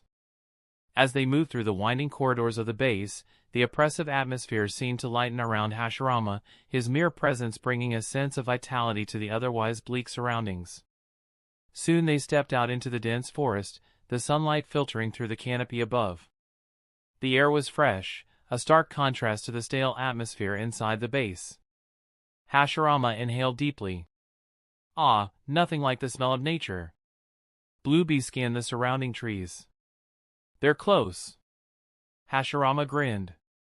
Time to see how my little brother's been holding up. Ox remained silent, standing vigilant as the two legends assessed the situation. The mission had just grown exponentially more dangerous, and Ox knew that whatever they were about to face wasn't part of the original plan. The air grew heavier, and the forest seemed to darken around them. Jiraiya's senses were on high alert. Okay. This place is starting to give me the creeps, he muttered. They reached the concealed entrance, and Tobirama began to weave a series of complex hand seals. His fingers moved with practiced ease, and faint glows of chakra pulsed against the invisible barrier. This is advanced work, he commented. Orochimaru has impressive skill. Can you break it? Jiraiya asked. Given time, Tobirama replied. But we may not have much. Suddenly, the ground beneath them trembled ever so slightly. Ox tensed. Someone's coming. We're not alone, Fukasaku agreed. Be careful, everyone. A few meters away, from the darkness of the forest, a figure emerged. He had long bicolor half-green half-white hair with matching eyebrows along with heavy-lidded eyes that gave the impression that he was tired. A purple mark in the shape of a diamond ran down the right side of his face.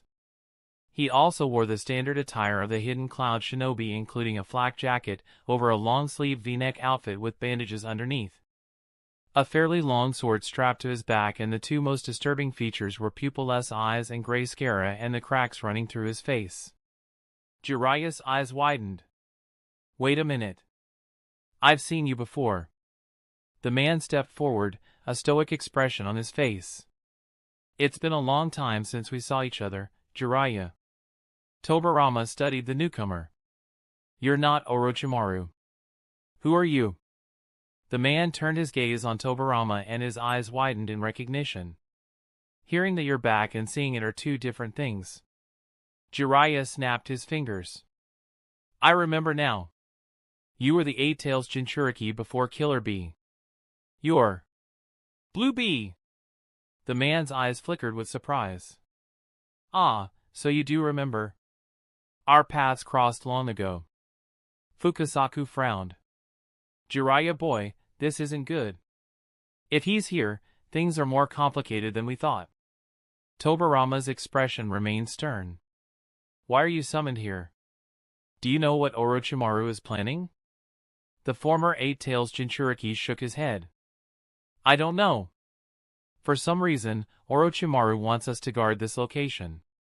Where is he? Tobirama asked, but before Bluebee could reply, his body stiffened and he stood still. The second Hokage sensed a shift in chakra in Bee's body. Then a voice Jiraiya and Ox were extremely familiar with came from that reanimation. Kukuku. This is unexpected. It is an honor to meet you. Second Lord Hokage. Tobirama's eyes narrowed. Orochimaru, I presume. Bluebee nodded. Yes. I've been wondering why I couldn't summon you. It seems now I have my answer. Danzo or Sarutobi-sensei. I don't know who summoned you, but they must be desperate. Where's Tsunade and Shizune? Jiraiya roared in anger. Bluebee had a sadistic grin on his face as he looked at the Toad Sage. They're with me. Don't worry. They're both alive. Although I must say, Tsunade has seen better days. Hearing that taunt, Jiraiya's fists clenched and Tobirama's eyes narrowed. You bastard. Jiraiya took a step forward, but Shima stopped him. Don't. He's purposely trying to anger you. Keep calm, Jiraiya. This is just a provocation tactic. Fukasaku chimes in with a small soft tone. What do you want with Tsunade? Tobirama asked, getting Orochimaru's attention. The snake Sannin chuckled. Now that would be telling. It doesn't matter. I'll get the answers out of you once I find you. Orochimaru had a playful smile on his face. Doubtful. Besides, you won't be leaving here anytime soon, if at all. Bluebee then turned his head to the side and everyone followed his gaze. The Leaf Ninjas suddenly sensed a powerful chakra appearing and coming from the forest behind Bee. A second figure appeared at the entrance.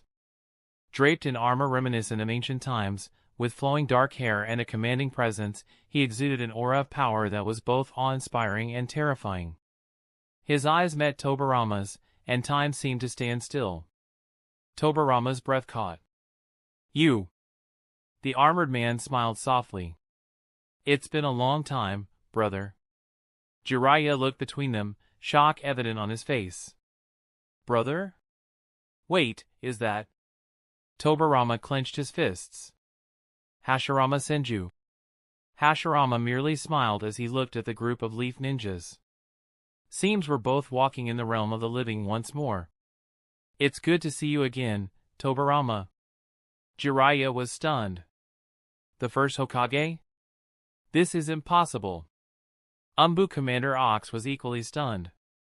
Never in my life did I imagine I'd be meeting two legendary ninjas like them. First it was Lord Second and now him. A battle with the god of ninja. If the stories are true, I wouldn't survive if he goes all out. The Toad Sages on Jiraiya's shoulder were equally shocked. This is unexpected. A powerful enemy like Hashirama Senju. It looks like I might not make it home in time to make dinner. Shima could help but say as she looked at the reanimated first Hokage. Forget dinner, ma. We have to consider ourselves lucky if we make it back alive and in one piece at all. Fukasaku knew how strong the legendary god of shinobi was. He was cautious, but he wasn't scared. Fukasaku and Shima perched on Jiraiya's shoulders with serious expressions. "Be careful, Jiraiya boy," Fukasaku warned. Blue Bee under Orochimaru's control, then turned to the Leaf Ninjas. "Isn't this a great reunion? So touching. Now what do you say we get the festivities started?" The two reanimations suddenly stiffened and they began to emit chakra and killing intent. Ox stepped forward, readying himself. "Lord Second, what are your orders?" Tobirama quickly composed himself. "This changes nothing. Jiraiya and I will battle them. We'll hold them down. You need to complete your task. Search the base. If you find them, use my marker." Ox nodded. "Understood, Lord Second. Good luck." Hashirama looked at his brother with a mixture of sadness and resolve. "I wish our reunion were under better circumstances. But I cannot allow you to proceed." Jiraiya gritted his teeth. "If you're under Orochimaru's control, then we have no choice but to stop you." Hashirama gave a solemn nod. "I expect nothing less." The former Eight-Tails Jinchuriki sighed. "That damn snake. It wasn't enough that he killed me. But now he's forced me into battle. Jiraiya. I can't control myself. I won't be able to hold back." Jiraiya nodded, determination filling his eyes. "Right. Let's do this." Fukasaku and Shima began to gather natural energy. "Stay focused, Jiraiya boy," Fukasaku advised. "This won't be easy," Shima added, "but we've faced tough odds before." Tobirama glanced at his reanimated brother. "Hashirama, I won't let you stand in our way. There's a lot at stake here." Hashirama's eyes softened for a moment. "I understand, brother." Blue Bee steadied his stance, a quiet determination in his eyes. "Let's get this over with." Hashirama glanced at him, a hint of sadness in his smile. "Don't worry. No matter the outcome, perhaps we'll find some peace again at the end of this." The tension in the air was palpable as the two sides faced off. The future of their mission was hanging in the balance. Chapter 345, Tobirama vs. Hashirama 1. The atmosphere between the four powerful ninjas were filled with deadly intent and the suppressed yet strong energy. The two Hokage brothers stood facing each other ready to battle, and nearby, Jiraiya also shifted into a fighting stance. The faint rustling of leaves seemed to fall silent as the combatants prepared for the inevitable clash. All the creatures in the forest sensed a coming disaster and were quickly moving away from that area. The Sannin was already in sage mode with Lord Fukasaku and Lady Shima perched on his shoulders. Standing opposite was Fukai, famously known as Blue Bee. Umbu Commander Ox was analyzing the situation and he was ready to make his move. Far away in Orochimaru's secret lab, the snake Sannin had a small frown on his face. "The fact that their Endurance failure in contacting me. It seems she failed in her mission and fell into the hands of the Leaf. Still, to get the location of that base. It seems that Ko Yamanaka was more careful than I thought. He must have sent some information before I killed him." Orochimaru had his eyes closed as he looked at the battlefield through the eyes of the reanimation. "I never thought Sarutobi-sensei would resort to using this forbidden jutsu. Or perhaps he was desperate and made Danzo do it. That is the more likely possibility given his soft personality. Still, since they've sent the second Hokage and Jiraiya to that location, it means they're hoping Tsunade is there. So they most probably don't know about this base.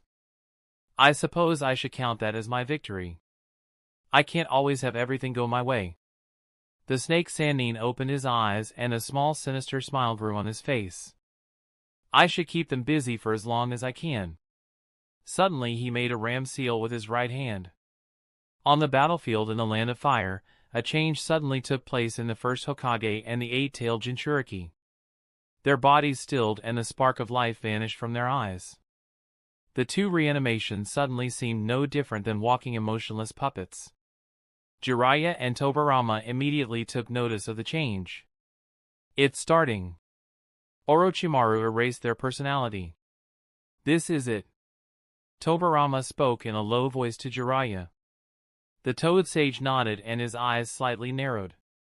Orochimaru's two reanimated puppets immediately rushed towards their enemies. Tobirama and Jiraiya moved forward to intercept them to give Ox the opening he needed. Bang! All four ninjas engaged in taijutsu. Tobirama blocked his brother's punch with his forearm and Jiraiya easily caught B's kick with his left hand. At that moment Commander Ox quickly took advantage of the battlefield and weaved seals. Ninja Art Body Mirage Jutsu. The masked ninja disappeared from his spot like being erased from reality. He had slipped away the moment Hashirama and Blue Bee were occupied with Jiraiya and Tobirama. His mission was clear: infiltrate the base, gather intelligence, and locate any sign of Tsunade and Shizune. Keeping his chakra signature suppressed, Ox moved silently through the trees, making his way to the entrance. He glanced back at the clearing where explosions and bursts of chakra illuminated the forest. Good, he thought. They're distracted. He reached the entrance, quickly noting the intricate seals that guarded the door. Orochimaru hadn't spared any effort in protecting his hideout. I hope they're really here. Otherwise this whole venture would have been a waste. Ox quickly began to work, unraveling the barriers with practiced precision. Within seconds, the door gave way, and Ox slipped inside, vanishing into the dark corridors of the hidden base. Tobirama versus Hashirama. A faint tremor shook the ground, unsettling leaves and sending ripples across puddles. The stillness was shattered as Tobirama Senju emerged from the shadows. His eyes narrowed at the sight of his elder brother, a reanimated, mindless Hashirama, now no more than a powerful puppet. About 1/10 of his original strength. So he's nowhere near his peak form. Orochimaru hasn't perfected the reanimation jutsu, it seems. Tobirama raised his hand, studying Hashirama's glazed-over eyes. It's almost disrespectful, brother, to see you reduced to this, he muttered, his voice cold yet it edged with a hint of regret. Hashirama's puppet-like form moved in response to some unseen command, and the intensity of the battle increased. The first Hokage's hands quickly weaved seals, his chakra surged and the ground trembled as if several large creatures were crawling underneath the layer of soil. Wood style, wood bindings. Trees erupted from the ground, twisting into massive tendrils that rushed toward Tobirama with relentless speed. Tobirama weaved his fingers into a quick set of hand seals to count the attack. Water style, exploding water wave. A torrent of water spiraled from his mouth, clashing with the oncoming wood. The water pressure splintered the advancing wood tendrils, scattering pieces of timber across the forest floor. But Hashirama didn't falter. More wood tendrils shot up, clawing through the remnants of Tobirama's water jutsu.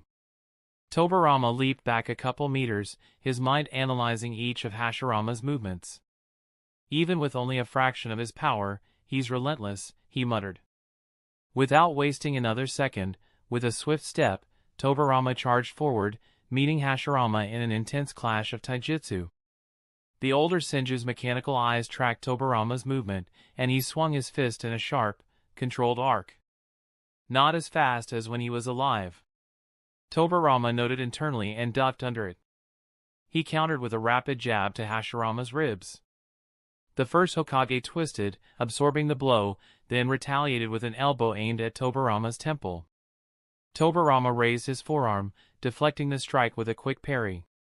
He used the momentum to step to Hashirama's side, delivering a powerful roundhouse kick to the back of his brother's knee.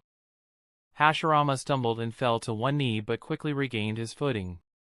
Even without conscious thought, his movements were unnaturally precise.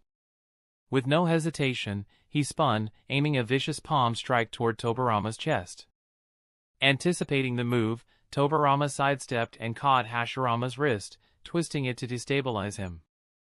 But Hashirama's other arm shot up, aiming a knuckle strike directly at Tobirama's face. The younger Senju barely leaned back in time, feeling the wind of the strike brush past his nose. Using the slight opening, he spun, delivering a spinning back kick that connected with Hashirama's torso. Hashirama staggered but immediately retaliated with a sweeping leg kick, aiming to trip Tobirama. Tobirama leaped over it, executing a mid-air spin, and brought down a hammer fist toward Hashirama's collarbone. Bang! Hashirama blocked the attack with his forearm and shoved Tobirama back, following up with a series of rapid punches aimed at Tobirama's chest and head. As the two former Kages of the Hidden Leaf engaged in intense hand-to-hand combat, the air around them shimmered with unrestrained chakra. The ground trembled as each combatant landed a blow on the other with great force. Tobirama suddenly leaned back to dodge a knife hand to the neck. He jumped back and created a short distance from his opponent. Brother, even diminished, I can't take your strength lightly. Without warning, Hashirama vanished from sight. Tobirama's eyes widened as he sensed a rapid approach. He spun around just in time to block a powerful punch aimed at his head. The force sent shockwaves through the ground beneath them. Their hands and feet became blurs as they engaged in a furious exchange of blows with greater intensity than before. Hashirama launched a swift kick towards Tobirama's midsection. Tobirama sidestepped, grabbing Hashirama's leg and attempting to unbalance him. Hashirama used the momentum to spin in the air, bringing his other leg around in a roundhouse kick. Tobirama ducked, feeling the wind rush over his head. Tobirama retaliated with a palm strike aimed at Hashirama's chest. The first Hokage crossed his arms to block the attack and absorb the impact. But it still sent him sliding back along the ground. Not missing a beat, Hashirama lunged forward with an elbow strike. Tobirama parried, twisting Hashirama's arm and attempting to lock it behind his back. The second Hokage quickly overpowered his elder brother and got behind his back. Now is my chance, Tobirama thought as he quickly activated one of his deadly jutsu. Tandem Paper Bomb. Dozens of explosive tags instantly emerged from Tobirama's body and covered the first Hokage from head to toe. A fraction of a second later, Tobirama disappeared from his spot while his opponent was engulfed in a large intense explosion. An earth-shattering explosion ensued, flames and smoke engulfing everything. Boom! A large section of the nearby area was instantly reduced to ashes. Flames and shockwaves spread through the area. A short distance away, the second Hokage crossed his arms and narrowed his eyes. He was standing high above the ground on a large tree, keeping a close eye on the situation, and all his senses were sharpened. Suddenly he sensed something coming his way fast. I see. You substituted with a wit clone at the last moment. Tobirama shifted his body to the side and avoided a punch from behind. Hashirama flew past his target but quickly made a hand seal. His right arm turned to wood and quickly moved to attack his little brother. A large wooden fist swiftly approached Lord Second. Tobirama raised both forearms to block, the impact causing the branch to crack. They leaped to the forest floor as the branch gave way.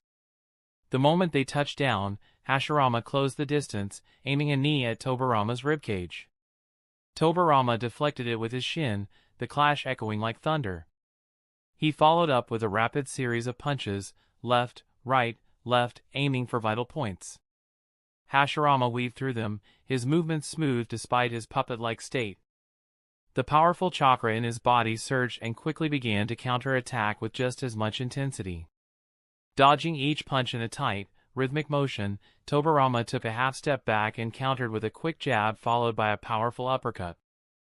Hashirama absorbed the blows, the deadened look in his eyes unfaltering as he struck Tobirama with a knee to the gut.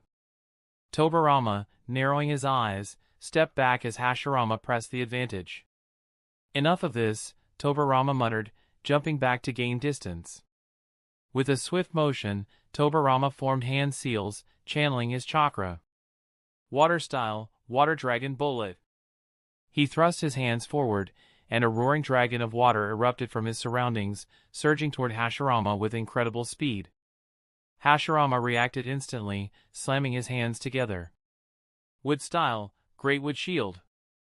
Thick wooden branches shot from the ground, forming a solid barrier in front of him. The water dragon crashed into the shield, spraying water in all directions. The first Hokage jumped from behind his wooden barrier and landed on a thick branch on the nearby tree. Shadow Clone Technique. Two identical copies materialized beside Tobirama. They nodded at each other before darting in different directions. Hashirama's eyes tracked the clones impassively. Wood style, deep forest emergence. Trees exploded from the earth, their colossal trunks twisting to intercept the clones. The ground shook violently as the forest came alive. One clone weaved through the onslaught. Flying Thunder Godslash. It vanished in a flash, reappearing behind Hashirama with a kunai and struck Hashirama's back, wounding the reanimated body. But before the clone could land more attacks, wooden spikes erupted from Hashirama's back, impaling the clone, which dissipated into smoke. The real Tobirama watched with an impassive gaze as the wound on his brother healed with dust and ash. I've marked him, so it's only a matter of time before I can break this jutsu. Still, that can wait till Ox sends me the signal. The second Hokage was holding back. He didn't want to show all his cards to the enemy right away. The second clone of Tobirama appeared above his elder brother. Water style, Water Dragon Bullet. A serpentine dragon formed from the water and surged downward, its jaws open wide. Hashirama looked up, unflinching. Wood style, Wood Dragon. A dragon of wood spiraled upward, colliding with its aquatic counterpart. The two forces clashed, sending shockwaves rippling through the forest. They were at a stalemate when Hashirama weaved new seals. A wood clone emerged from his back and quickly attacked the enemy clone. Wood style, Cutting Sprigs. Razor-sharp wooden shards shot toward Shadow Clone Tobirama. Lord Second disappeared instantly and reappeared behind Clone Hashirama. He quickly gathered his chakra. Water style, Severing Wave. A concentrated blade of water shot from his mouth, aiming straight for the wooden clone. The attack struck, piercing through. It cut the wooden body from top to bottom, completely destroying the clone. But at that instant, just as the clone was using his fierce jutsu, the ground beneath him shook and several deadly thorns burst out of the soil, crushing him and turning him into smoke. The original Hashirama turned around and faced his little brother, who stood with his arms crossed and a stoic expression adorning his face. The ground beneath the wood-style user shook and cracked. The next instant, Hashirama shot towards Tobirama's location. He had a knife strike aimed at Tobirama's throat. The reanimated second Hokage tilted his head back, avoiding the strike, and retaliated with an upward palm strike to Hashirama's chin. The hit connected, snapping Hashirama's head back. Seizing the opportunity, Tobirama spun and delivered a spinning back kick to Hashirama's torso, sending him skidding across the ground. The chakra contained in Tobirama's kick destroyed a part of the first Hokage's body, and he soon crashed into a large tree, destroying it. For a few seconds it was all quiet in the forest as Orochimaru's puppet laid still. Then he opened his eyes and slowly stood as dust and ash gathered around the wounded area, restoring it. He stood up, his neck cracking back into place from the earlier hit. He's relentless, Tobirama thought. But he's not using any strategy, just raw power. Both Kages released their chakra as a form of intimidation, and they were getting ready for round 2. Chapter 346, Jiraiya vs. Blue Bee. With Umbu Ox. Meanwhile, as the battles raged outside, Umbu Commander Ox moved through the base with the silence of a shadow. His Black Ops training served him well as he bypassed the traps and barriers that had been set by Orochimaru. He navigated through the labyrinthine passages, relying on the intel provided earlier. While they're distracted, I need to find any information on Orochimaru's plans, he thought, and hopefully locate them. The sounds of battle outside had faded into the background, leaving only the faint dripping of water echoing through the stone passageways. His senses were on high alert. Every shadow, every subtle shift in the air could signal a trap. So far, so good, he thought, his eyes scanning ahead for any signs of danger. But knowing Orochimaru, the worst is yet to come. The inside of the base was a dark maze, the walls lined with strange symbols and seals that pulsed faintly with chakra. Ox moved quickly but cautiously, his senses on high alert. The base was far larger than he had anticipated, and its corridors twisted and turned in disorienting patterns. This place, Ox thought, his brow furrowing. It's more than just a hideout. Orochimaru's been working on something big. He paused at a fork in the path, glancing down each identical corridor. A subtle draft drifted from the left, carrying with it a sterile scent, a mix of metal and antiseptic. Medical facilities, perhaps, he muttered under his breath. Choosing the left path, Ox proceeded cautiously. As he stepped forward, his foot hovered just above the ground. There, nearly invisible, was a thin wire stretched across the corridor. He smirked slightly. Nice try. Carefully, he crouched down and examined the trap. It was connected to a series of explosive tags embedded in the walls. He reached into his pouch and pulled out a small pair of scissors and a sealing tag.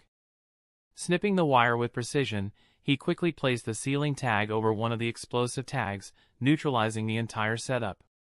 Can't afford any mistakes. Lady Tsunade and Shizune are counting on us. Jiraiya vs. Blue Bee. Jiraiya stood tall, his Sage Mode activated, the toad-like markings around his eyes accentuating his intense gaze. Across from him, Blue Bee remained motionless. His eyes were empty, devoid of any emotion, a lifeless puppet bound by the reanimation jutsu. His dark skin contrasted sharply with the eerie pale glow that surrounded him. Although not at his full power, the remnants of Gyuki's chakra flickered faintly within him. Jiraiya took a deep breath, feeling the natural energy coursing through his body. So, it's come to this, he muttered. Be careful, Jiraiya boy, Fukasaku warned. He's got infinite chakra. So he won't tire out like we do. I know, Jiraiya replied, his eyes never leaving Blue Bee, but we need to end this quickly. Without warning, Blue Bee surged forward, closing the distance between them in an instant. His fist came flying toward Jiraiya's face with blinding speed. Jiraiya reacted swiftly, tilting his head just enough for the punch to graze past his cheek, the force creating a sharp gust of wind behind him. He's fast, Shima remarked. Jiraiya didn't respond. Instead, he countered with a swift kick aimed at Blue Bee's midsection. The blow connected, sending Fukai flying back crashing into the trunk of a large tree. Yet he remained unfazed as he stood, his expression blank. He's not as fast as I remember. Looks like Orochimaru's jutsu isn't all that perfect. Jiraiya said to the two perched on his shoulders. Blue Bee launched himself again, this time aiming low with a sweeping kick. Jiraiya leaped over the attack, flipping in midair, and brought his heel down toward Blue Bee's shoulder. Blue Bee raised his arm in a swift block, the impact echoing like thunder through the clearing. They exchanged a rapid series of blows, punches, kicks, elbows, all almost too fast for the eye to follow. Jiraiya used his enhanced strength and agility to keep the upper hand, but Blue Bee's relentless attacks forced him to stay on the defensive. Fukasaku quickly studies their opponent. Jiraiya boy has the advantage in terms of speed and strength. He's able to destroy parts of his body with precise strikes. But this man's injury for injury-style combat is making Jiraiya cautious and on the defensive. He doesn't even flinch, Jiraiya said as he narrowly dodged a strike aimed at his ribs. It's like fighting a machine. Blue Bee attempted a roundhouse kick, but Jiraiya ducked under it, sweeping his leg out to knock Blue Bee off balance. Blue Bee stumbled slightly, and Jiraiya seized the opening, delivering a powerful palm strike to his chest that sent him hurtling backward into a tree. The trunk cracked under the impact, leaves showering down around him. Now's our chance, Fukasaku urged. Jiraiya began forming hand seals, but before he could finish, Blue Bee vanished from sight. Where did he go? Shima exclaimed. Jiraiya closed his eyes briefly, sensing. Above! He jumped back just as Blue Bee descended from the canopy, his fist crashing into the ground where Jiraiya had stood moments before. The earth shattered, debris flying in all directions. He's using hit-and-run tactics now, Jiraiya observed. Trying to catch me off guard. Blue Bee disappeared again into the shadows of the forest. Stay alert, Jiraiya boy, Fukasaku cautioned. Right, Jiraiya agreed, closing his eyes to enhance his sensory perception.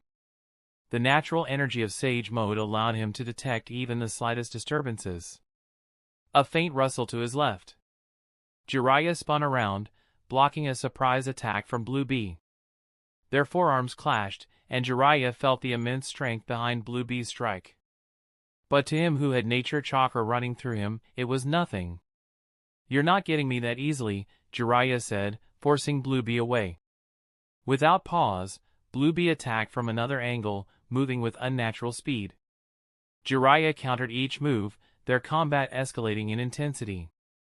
The forest around them bore the scars of their battle, trees splintered, the ground torn up from missed strikes. Boom! Suddenly they heard the sound of an explosion coming from the distance. The trees rustled and leaves fell around the two combatants, and they suddenly distanced themselves from each other. "It looks like those two on the other side are getting serious," Jiraiya quipped. On any other day he would have loved to witness such a fight, but he knew this was not such an occasion. A fight between the first and second Hokages. Shima muttered as she turned her eyes towards the direction of the two battling Kages. "I can only imagine the kind of horrifying battle that must be taking place over there," Fukasaku said with a serious tone. "Well, for the moment we'll have to forget about that and concentrate on the one in front of us. He's a former Jinchuriki of the Eight Tails. So I have a feeling this isn't going to be easy." Jiraiya spoke and the three turned their attention back to their own foe. Time to switch tactics, Jiraiya decided. Taijutsu won't be enough. He leaped back, creating distance between them. Forming quick hand seals, he summoned a massive stream of oil from his mouth. Ninja art, Toad Oil Bullet. Fukasaku and Shima acted in unison. Wind style, Toad Oil Flame Bullet. They ignited the oil with a burst of flame, sending a roaring inferno toward Blue Bee. The flames engulfed Blue Bee, but as the fire dissipated, he emerged unscathed, his regenerative abilities healing any damage instantly. "Figures," Jiraiya muttered. "He's got infinite chakra and can regenerate. We'll have to do better."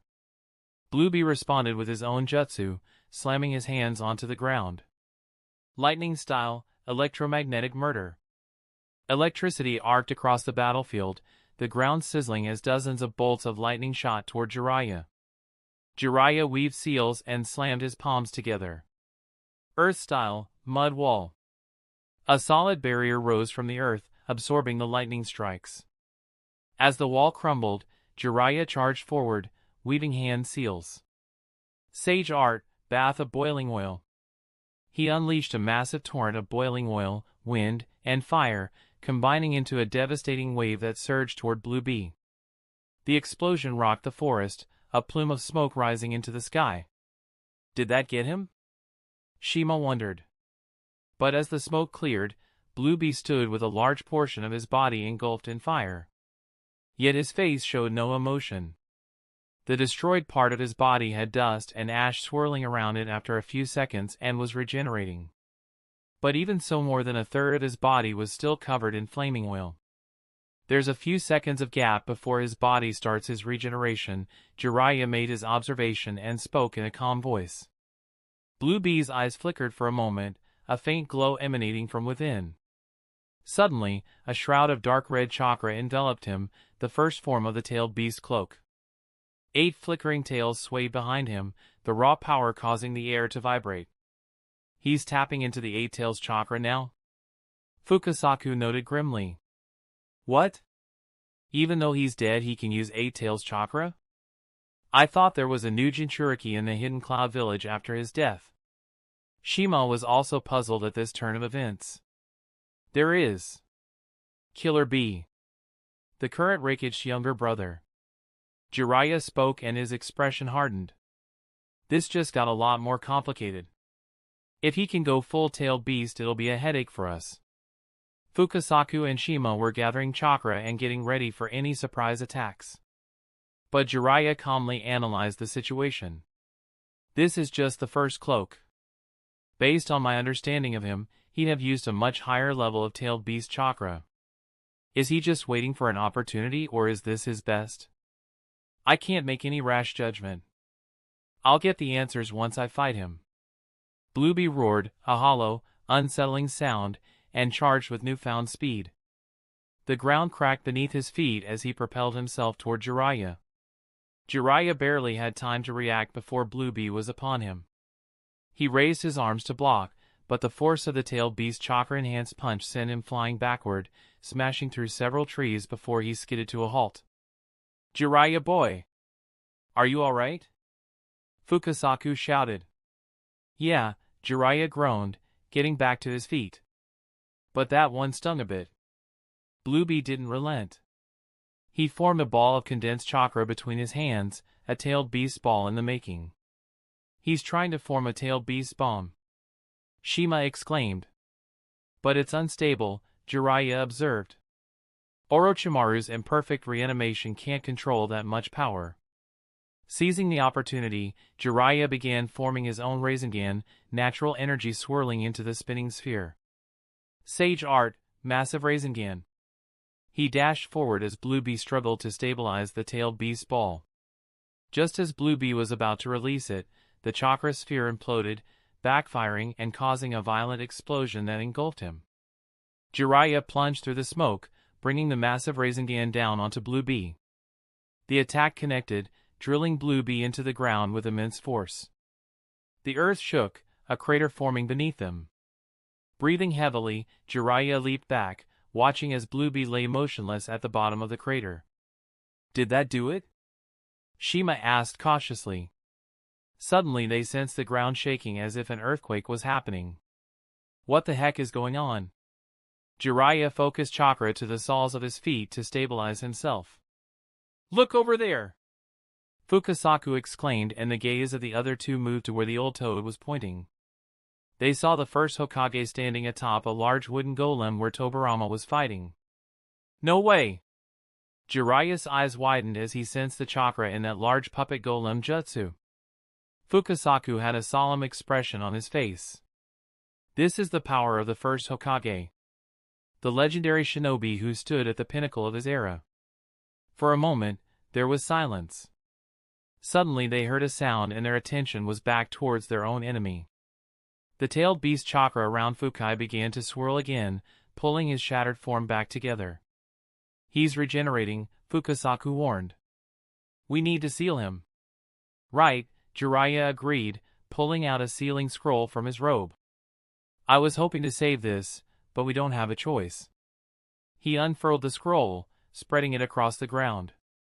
As he prepared the sealing jutsu, Bluebee began to rise, the 8 tails flaring wildly behind him. "Keep him busy for just a moment," Jiraiya said. Fukasaku and Shima nodded. "Leave it to us." They began to weave signs, and together they unleashed a powerful ninjutsu. Fukasaku quickly moved through several seals. Wind Style, Wind Barrage. Shima immediately used her ninjutsu as well. Fire Style, Fire Dragon. Their powerful Sage Mode enhanced attacks combined to form a much stronger ninjutsu, and it instantly destroyed the chakra cloak around B and submerged him in a sea of flames. His body was completely destroyed, and it gave the Toad Sage enough time to prepare. Several seconds passed by before Bluebee started slowly regenerating his body. "Now!" Jiraiya shouted. He completed the sealing jutsu. Sealing technique, 4-diamond seal. The scroll instantly enlarged and flew towards the regenerating Fukai. It enveloped him instantly and a seal spread around the scroll. "It's done!" Shima and her husband breathed a sigh of relief. "Just one more thing to do." Jiraiya spoke and made a seal. Summoning, Toad Mouth Bind. The Sannin summoned a toad esophagus to cover the area he was standing and the sealed reanimation. "It's best if there are no accidents. For now we'll keep him like this." Jiraiya explained to the other two and released the jutsu. The inside of the toad along with the sealed Jinchuriki vanished from their eyes. The three then turned their attention to the other battle. That's the end of this tale for now. Thank you for watching, and I'll see you in part 16. Peace.